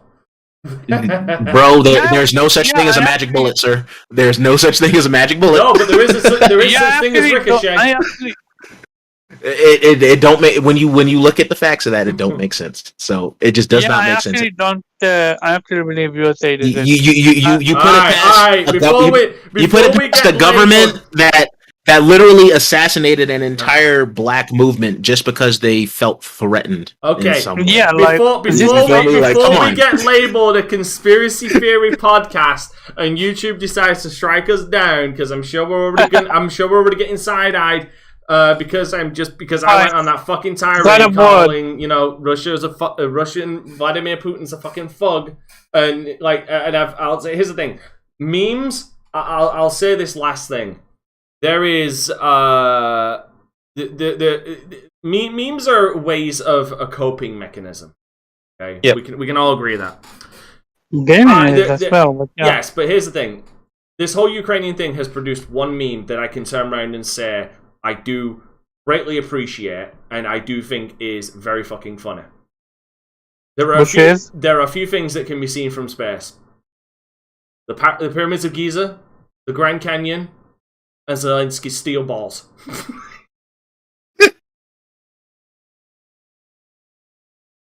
I don't need a ride, I need ammunition.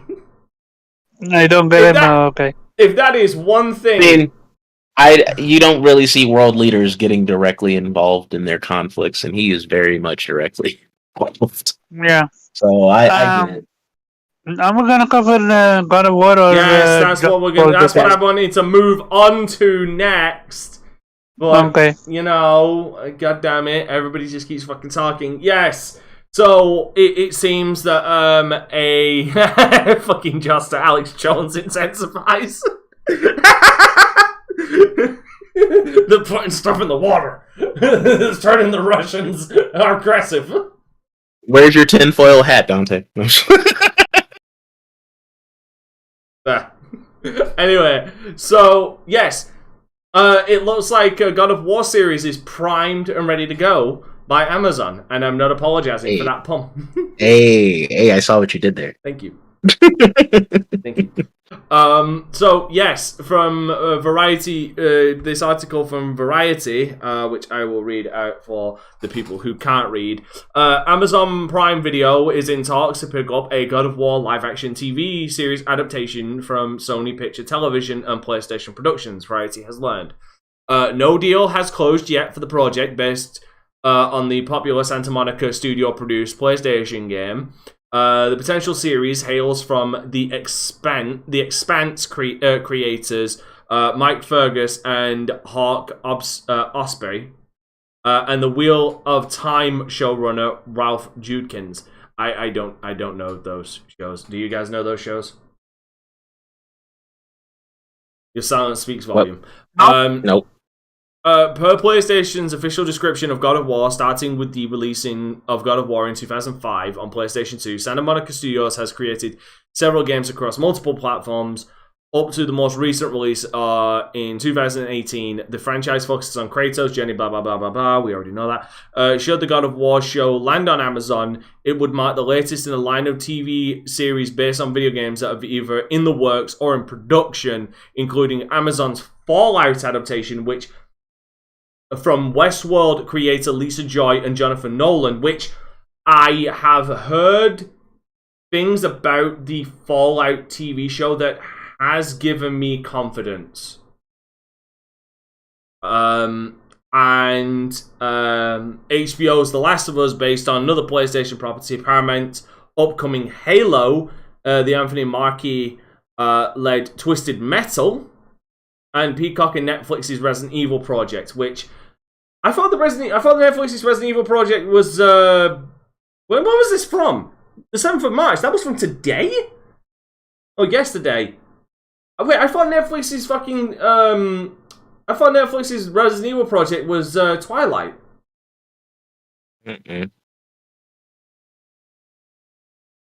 Weird. By the way, I watched that. It's good. The problem is the story feels rushed. Like, it needed to be twice. It needed to be like a couple of episodes longer, so a lot of the characters had more depth to them. Because unfortunately, they are characters of the basically, think of the video game where you've got a character who's one and done for the game, but unfortunately, they seem less fleshed out. But yeah, I mean, we got a lot. I didn't even realize. I thought there was a twist. I knew there was a Twisted Metal game in the works. I didn't know there was a TV show in the works. Wow, my only hope is that the Fallout one takes. I'm not gonna lie. I would like for the Fallout ones to take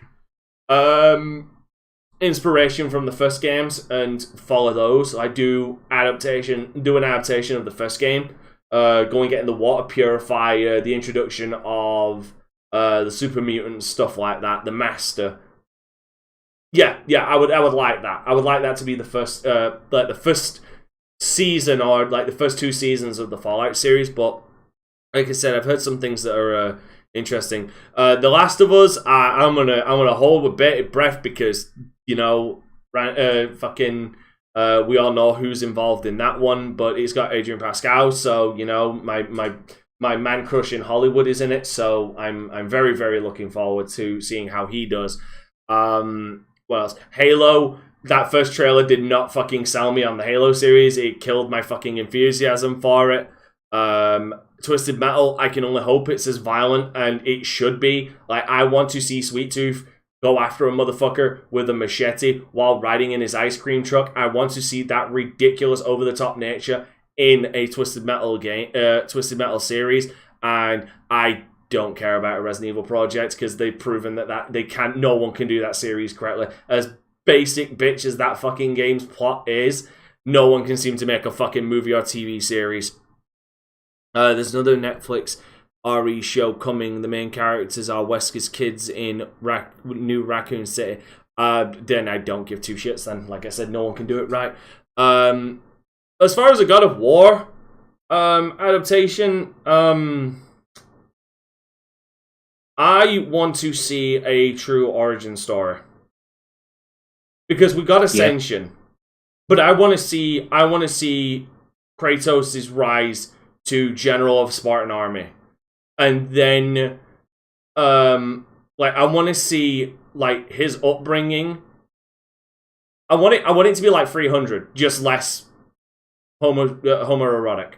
So less He-Man, more reality. Which unfortunately reality would involve diddling little kids. Okay, no, you know what? No, let's okay. I want it to be like God of War. I want it to be brutal, but I want it to start from a certain point in Kratos' adult life, where I want to see it where he meets his wife, he has his daughter, rises through the ranks to become a general in the Spartan army, and then the first season should end with the conflict with the barbarians and him selling his soul to Ares. That's how the first season should fucking end. 12 episodes, there you go. There's your season, all about 40 minutes long. There's your first season, God of War. I would be happy. Ramp up the violence. Jube, what would you want to see from a God of War series? Can you imagine God of War being live on TV? Like, this dude literally have his family ash on his body imprinted. Yeah, I mean, I don't know. Game of Thrones exists.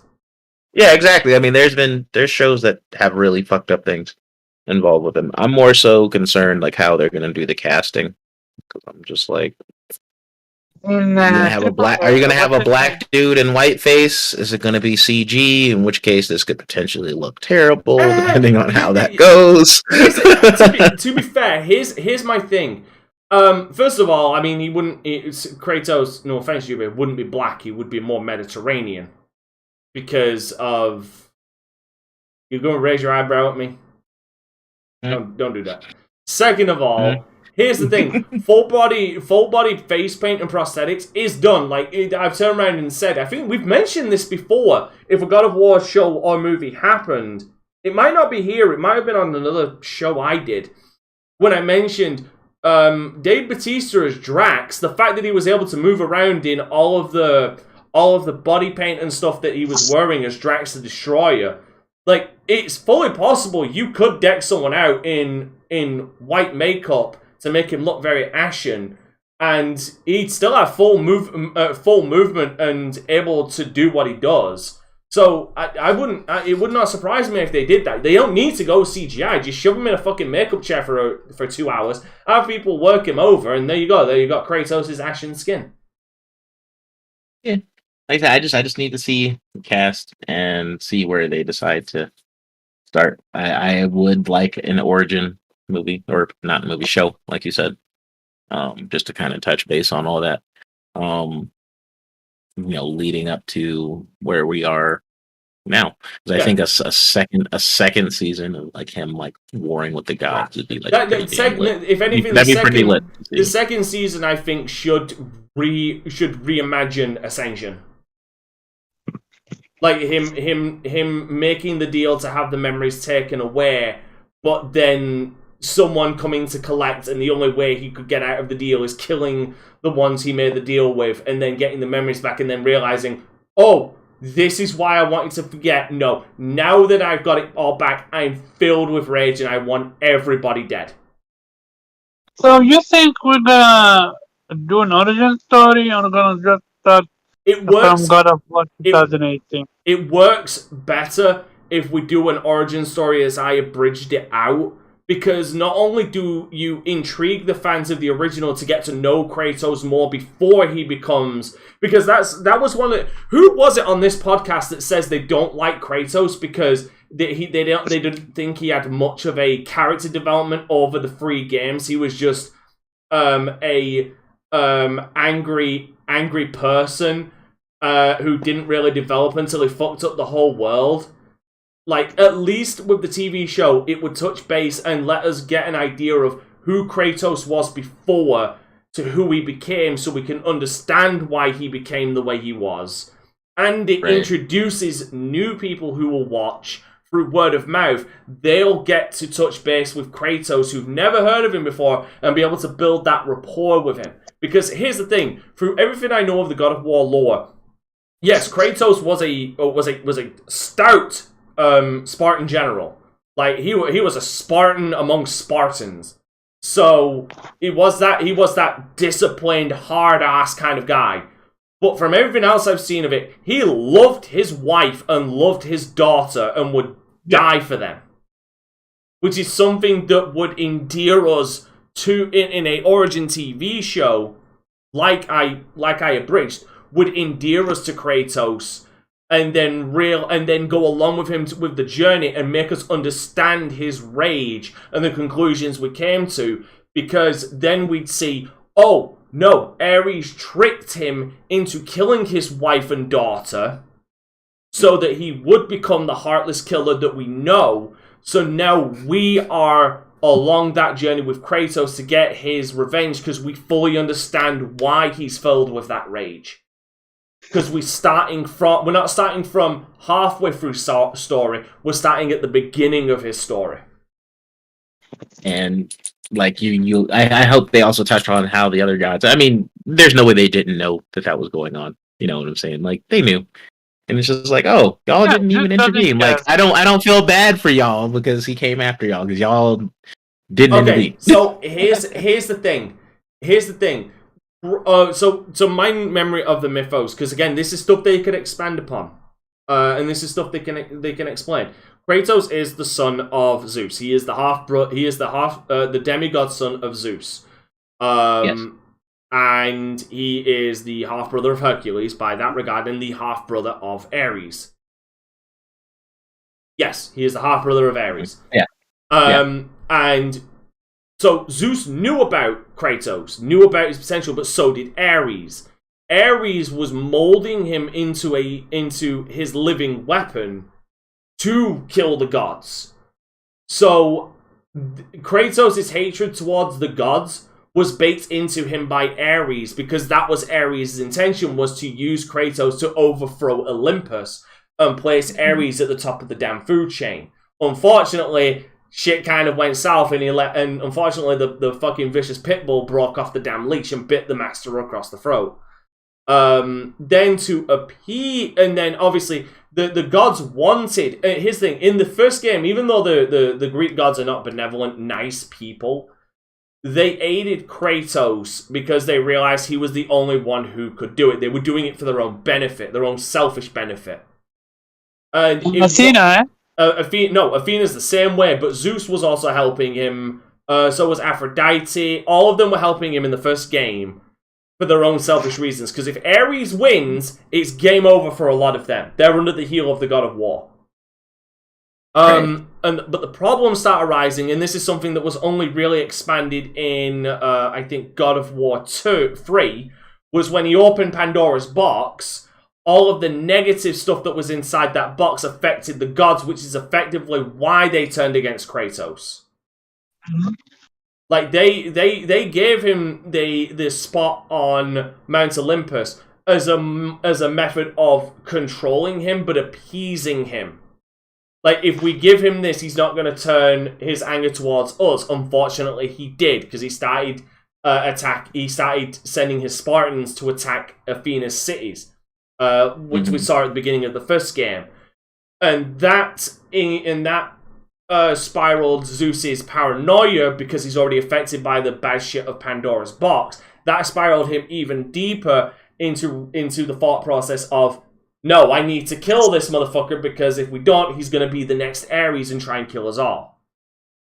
So it ended up becoming a big, giant, self-fulfilling prophecy, because you helped this man, you told him to open this box, which ended up fucking y'all, and y'all ended up trying to kill the man who you didn't want to try and kill you all, and you failed to kill him, so now he's coming to kill y'all.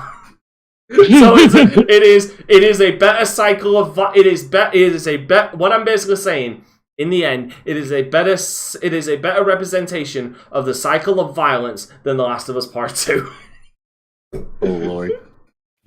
Okay. Because at least at the end of God of War 3, Kratos realized this and tried to kill himself. Unfortunately, like many things Kratos does, he only got the job half finished and ended up in fucking Norway.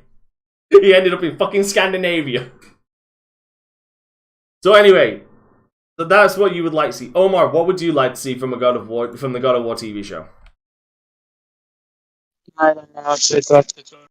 You wanted to fucking talk about this topic, and now you ain't got shit to say.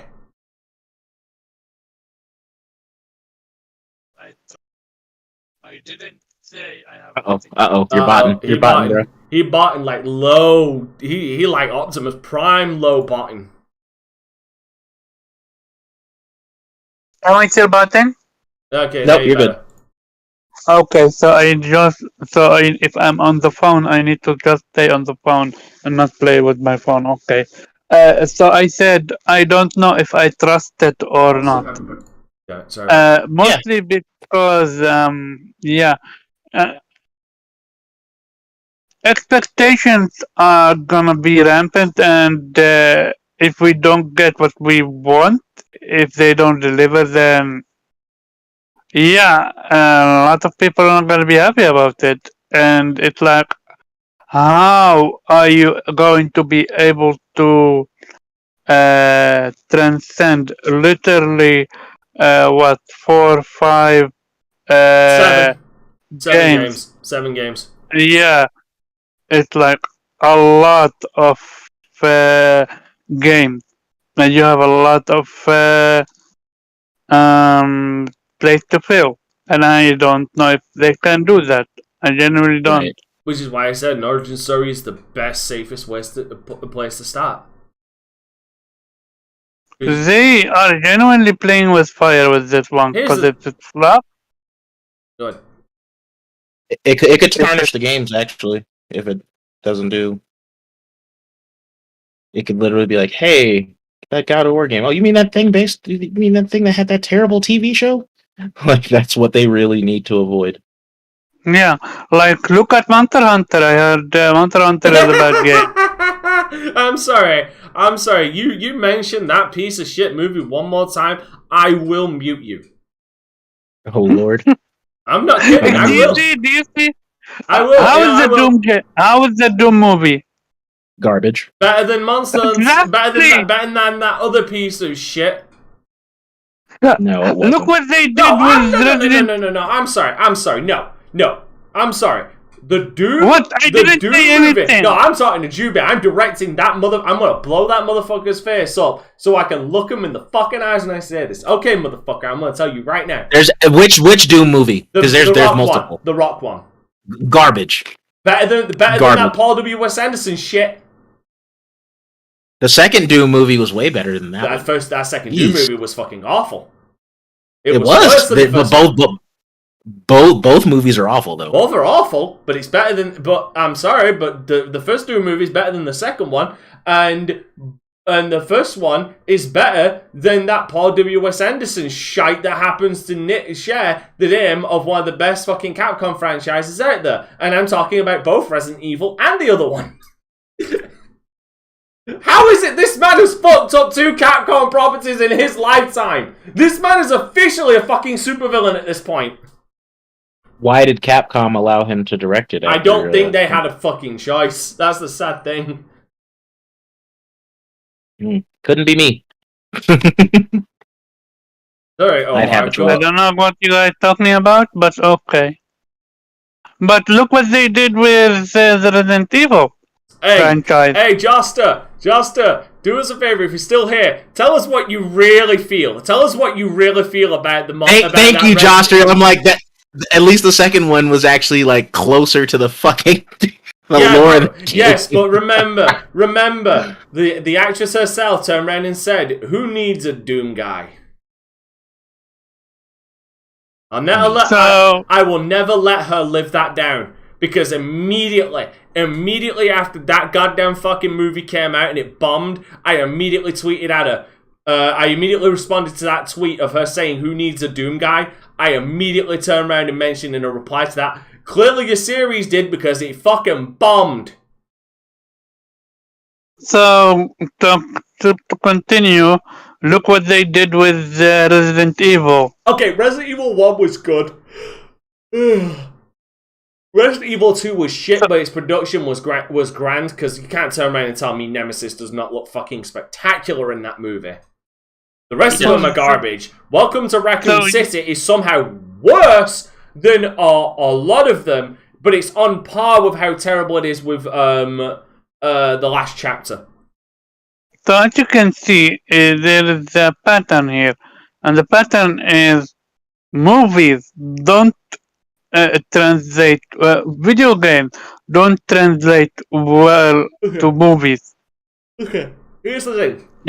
Name me one video game movie that did well. Advent Children. The first Resident Evil. Oh, by the way, according to Joster, and this is how he feels about Welcome to Raccoon City. Welcome to Raccoon City is a war crime to the franchise. Yeah, Akira is was so mad about the latest Resident Evil 1. The one with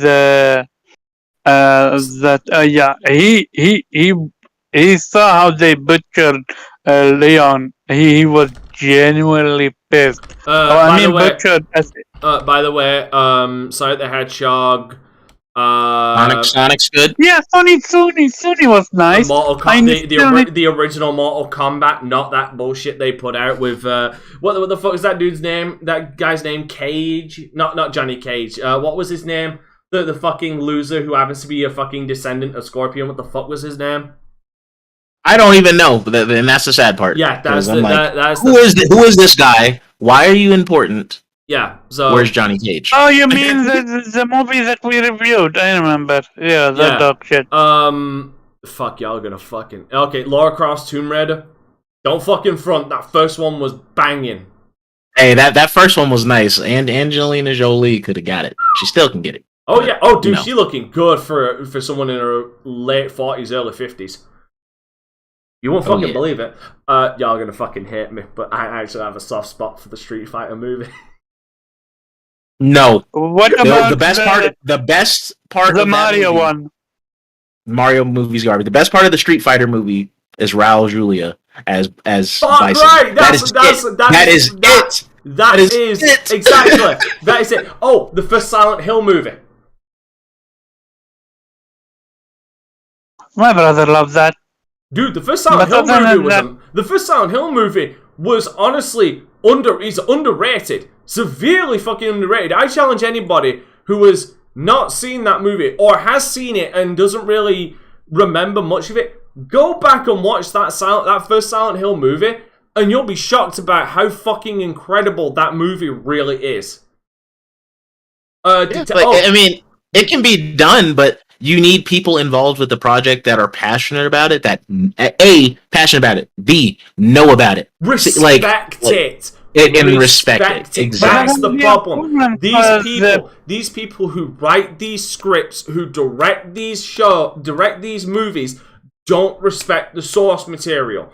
Now, I'll give you another two. What was it? Fuck's it. What was to it? be fair, PlayStation is Detective hand Pikachu. on deck with The Last of Us 2, The Last of Us series. And I'm expecting Cory Barlog or someone else being hand on hand involved with the TV show. But by the way, like I said, Detective Pikachu was another one, and to an extent, Warcraft is also a good video game movie. I need to watch Detective Pikachu and Warcraft. Oh my god, dude! You want to know my experience with watching Detective Pikachu the first time I saw it? I got a load of junk food and I sat with my mother watching it because we both love Pokemon. The problem is with the God of War one is because they are very happy with the numbers that Uncharted did, and Uncharted is either hit or miss. So I don't know. They're happy with the money that it brought in. I doubt they're very happy with the scores that it was getting. Because here's the thing: it was getting lambasted by critics and a lot of fans. But no, I've seen it's like literally a mixed review. You have people loving it and you have people hate it. It was like because Rotten Tomatoes. Here's the thing. Rotten Tomatoes has a 90% audience score and a 41 tomato score. So how? Okay, I'm sorry. This triggers me. You know, this is going to trigger Joster as well because I was just curious. How the fuck does Resident Evil: The Last Chapter have 1% score higher than the first Resident Evil movie? How? Because people are suckers for video game movies. They want them to be good, so they have bias towards them. That's it. No, that's very true. Very true. They want it to be good, even if it's not good. They're gonna convince themselves it's good. No. The problem is the worst, like the absolute considered the worst movie in the Resident Evil franchise has a 1% higher score than what is considered the best in the series. Yeah. Because here's the thing. Hold on. Resident Evil: The Last Chapter has a 48 audience score, but the first one has a 67% audience score. Again, people want the video game to be. They want movies or video games. Like, you're gonna be extra biased for that shit because it's special. You grew up with. No. You are misinterpreting what I'm saying. You are misinterpreting everything that I am saying, and like you're not listening to what I'm saying. Okay, listen. I'm gonna slow it down and I'm gonna be very concise with my words. Resident Evil: The Final Chapter was the last Paul W.S. Anderson movie from his original onslaught of Resident Evil movies. It is the worst by every milestone. It is the worst in the series. But for some reason, it has a 1% higher score from overall critic score. It has 1% higher than the original Resident Evil movie he made, which is actually the only good one. I understand. I fully understood everything you just said. But what I'm saying is, how does that relate to I want it to be good and stuff like that? How does that relate when I'm talking about the fact that the good one has one less score, one less percentage than the worst one? Because it's still a video game movie. So they're gonna rate it no matter what. They're gonna rate it of how they're not good. So when you watch a video game movie, for the most part, if you're not a fan of the franchise or whatsoever, and I'm talking about, so there are two different people. You have people that are gonna watch it and look at everything and think, okay, this doesn't make sense. Why is Claire flying in the air? Or you have people that think, oh shoot, Resident Evil movie. Let's go. They're gonna watch it with popcorn. They're a fan of the franchise, but they're not that, how can I say, Okay, now indirect the problem, involved the with problem, the yeah. the problem with your Like, argument, the problem with your argument is the first Resident Evil movie explains the world that they're in a lot. It explains what the T-virus is, how it creates zombies. They explain everything so a casual viewer who's never played the Resident Evil games actually knows everything that's going on. Resident Evil The Final Chapter, which is got the dumbest plot of all of them, doesn't explain anything, pulls shit from out of fucking thin air, and even changes the ending of the previous movie, because in between movies, like at the end of the previous movie from the last chapter, Retribution, it's Ada, Leon, Alice, and Wesker at the White House, and the whatever's left of humanity is fighting off the monsters. The beginning of the next movie is Alice coming out of a fucking basement. Where's Leon? Where's Leon? Where's Ada? Where's Jill? Where's Wesker? Well, I'll tell you. They killed Ada, Leon, Jill off screen. In between movies. In a book. Yeah. So again, I question, how can you turn around and say, how can you say all of that when the first movie is more confident, more tightly written, explains more than the final chapter? How does then the final chapter get one extra score than the first Resident Evil movie? Again, it's still a new Resident Evil movie, so they're gonna watch it and they're not gonna be blind about it. That's basically it. Like, not everyone is like us. By your logic, the first Resident Evil movie would have a higher score if they're going in blind to it. If they're going in with this blind ambition that it's going to be good, the first Resident Evil movie would have a higher score by critics. I don't know what to tell you. Because you don't know what you're talking about. You're using an excuse that doesn't work. I do know what I'm talking about. It's just there is no simple explanation for this one. Because your explanation doesn't make sense to what I'm talking about. No, it actually did. It actually did. Okay, and did this make sense to anybody? Let me make my case then. Before you grew up, when you watched the Mario movie, you enjoyed it. Don't lie. No. Well, I enjoyed it. I know a lot of people enjoyed it when they were a kid. They enjoyed it. But when the more you grow up, you're like, oh shoot, that makes absolutely no sense.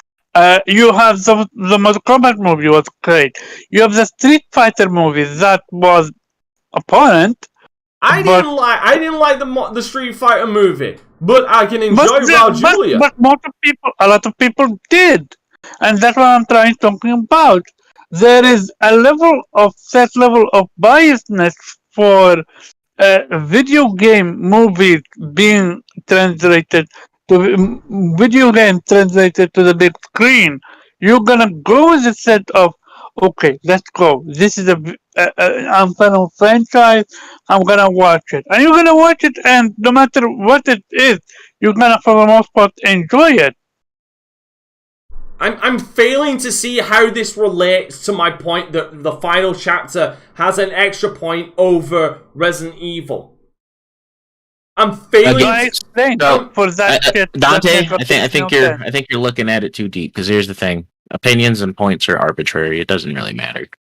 It's basically none of that shit doesn't matter. No, I know exactly. It doesn't matter. I know it doesn't matter, but it just triggers me on a fundamental level. As a person who looks at it, like, I can separate it being a Resident Evil movie based on a video game. I can separate that, and when I look at it as just a film, it baffles me that the first Resident Evil movie gets 1 point lower than the final chapter when the final chapter is a fundamentally worse movie.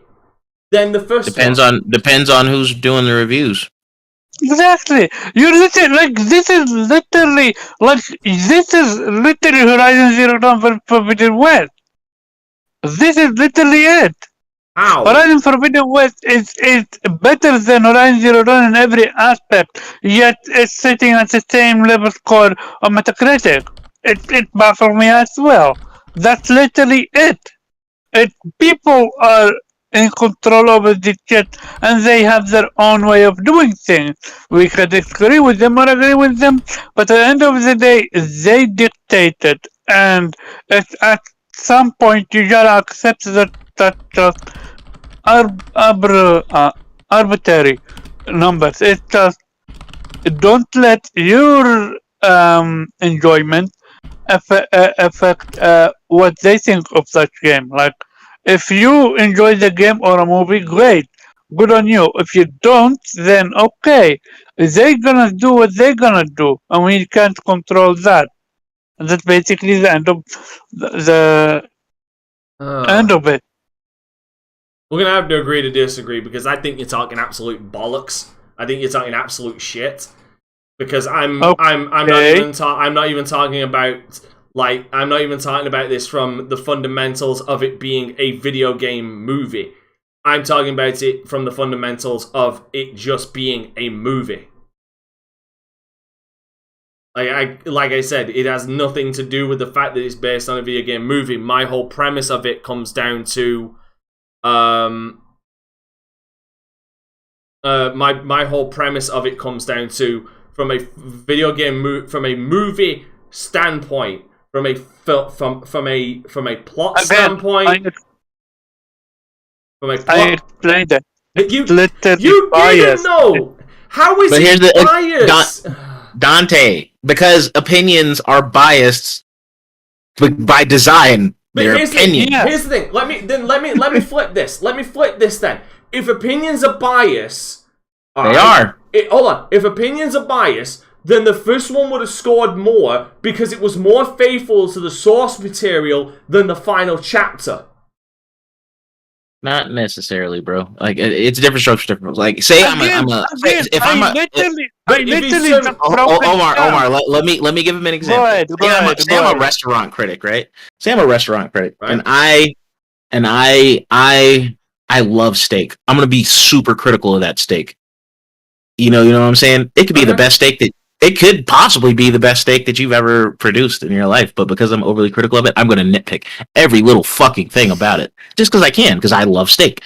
You know what I'm saying? So my score, 100% biased. Okay, now it doesn't matter. Versus somebody that comes in and doesn't have my particular bias for steak might be like, that's the best damn steak I ever had. And I might be like, it was mid. Now let me completely deconstruct everything you've just said about this. So that biased person who comes in to review this movie will have knowledge of the Resident Evil games, right? You would hope. Okay. And that's the other thing. People reviewing things don't necessarily have to have knowledge of the things that they're reviewing. Let me finish, because again, I'm going to deconstruct this argument. A person who comes in with a bias to the video games, who knows about the video games, because that would be their bias, that they know the video games, that would be their bias. They would look more favorably, especially looking back. They would look more favorably on the 2002 Resident Evil movie because it is more faithful to the source material. Where Resident Evil: The Final Chapter in 2016 was a complete bastardization of everything that the video games ever set up or did. Okay. So does knowing the series guarantee that you enjoy it though? You can know it. Doesn't mean you like it. Now, let me go into the unbiased opinion, which would be someone just going into it from a film standpoint. Okay? The first Resident Evil movie was a much simpler story, more well-constructed, more tight. It explained a lot of things. Like, there was exposition that explained what the T-Virus was, what the Hive is, who Umbrella is. Like, they go into depth about what is going on in the world so you're not lost. The action sequences are very well cut. The music is fantastic, like Marilyn Manson's score, Seizure of Power, and the main theme, I mean, for fuck's sake, the main theme is so goddamn iconic, they used it for the rest of the damn series. Like, from an all-round film standpoint, it is a tight film, where Resident Evil: The Final Chapter literally has very, very muddy, awful CGI. It's sometimes as bad as the CGI back in 2002. The action sequences are blurry, unfocused messes. The plot is absolutely nonsensical, bringing back characters who were supposedly dead, killing off characters that off screen, and now we're going to read subsequent material to actually get what's going on. Where with the original Resident Evil movie, you didn't have to because it explained what was going on. And then ends with a plot MacGuffin by saying, and has a plot MacGuffin saying, oh, they created an antivirus because the reason why the T-virus was originally released in the beginning of the film series was because we wanted to do a Noah's Ark thing where we flood the world and kill everybody, leaving only the rich and powerful.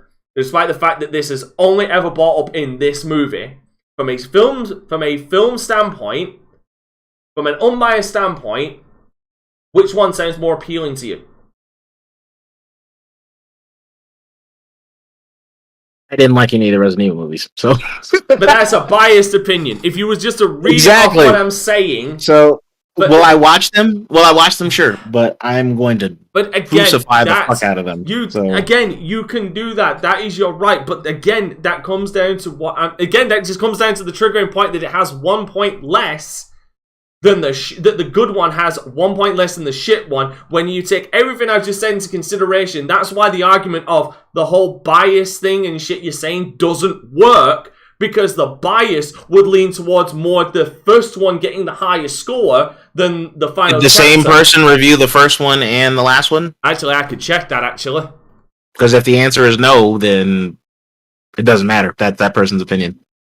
I can look into this. We put way too much weight into scores. Oh, I know. Believe me, I've championed against it. It's just when I'm looking at the numbers in front of me, it's just my immediate reaction. Not the reaction I'm going to take on for the rest of my life. It's just my immediate reaction of, some people really think that this is 1 point better. And some people have bad takes. That's something you gotta also understand. And this is one of those bad takes. Alright, now speaking of bad takes, I think it's time for the outros. So, as far as like the worst takes ever, Omar, tell us where we can find you.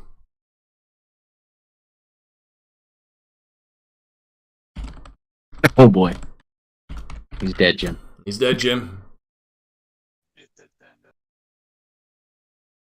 Hey, listen, if there's one justice in the world, okay? Welcome to Raccoon City got a worse review than every single one of the Paul W.S. Anderson movies. If there is any kind of justice in the world. It did. Like I said, I don't give those movies my money actively. If they show up on like a streaming service I'm on, I might watch it. But I'm not going to go to a theater and give them money. Or buy it. Like at all. Hey, Omar really ain't here, huh? No, he ain't. Okay, Jubei, you give us your I'm here! Oh, for fuck's sake, give us your outro! I literally did my outro, though. You were dead ass silent, bro. Yeah. And then I have no idea what happened. I literally did my outro. For some reason, I didn't pick it up. People can find me at _Chab on Twitter and Gameplayer on YouTube every Saturday 5 p.m. Eastern Standard Time.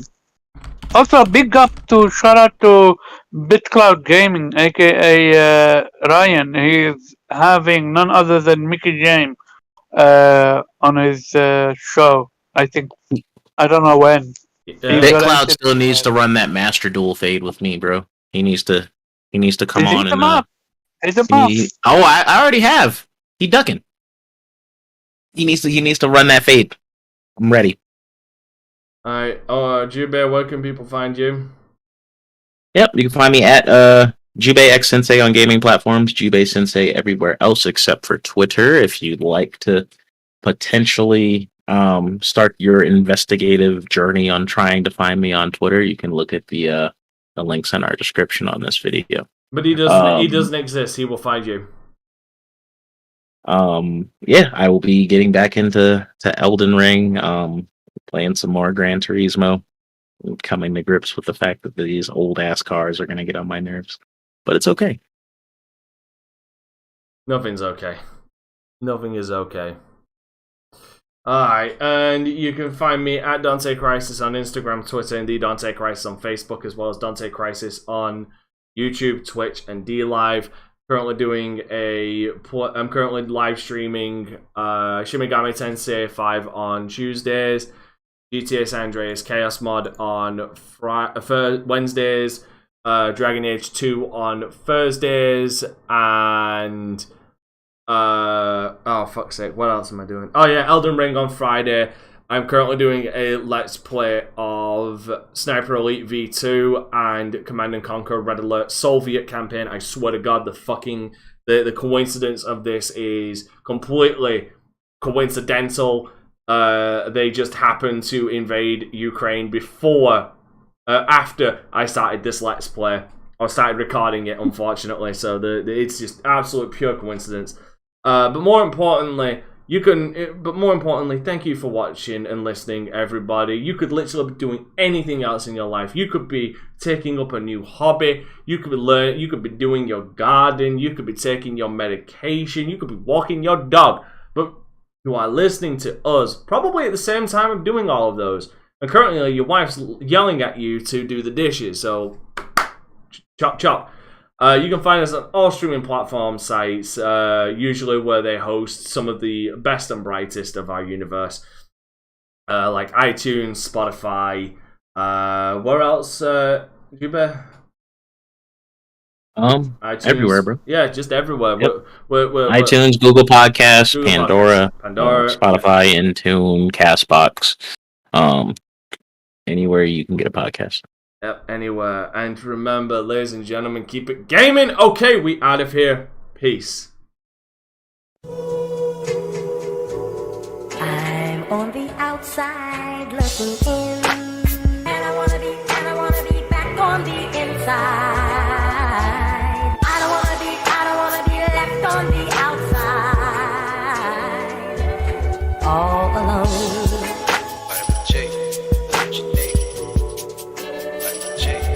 All alone.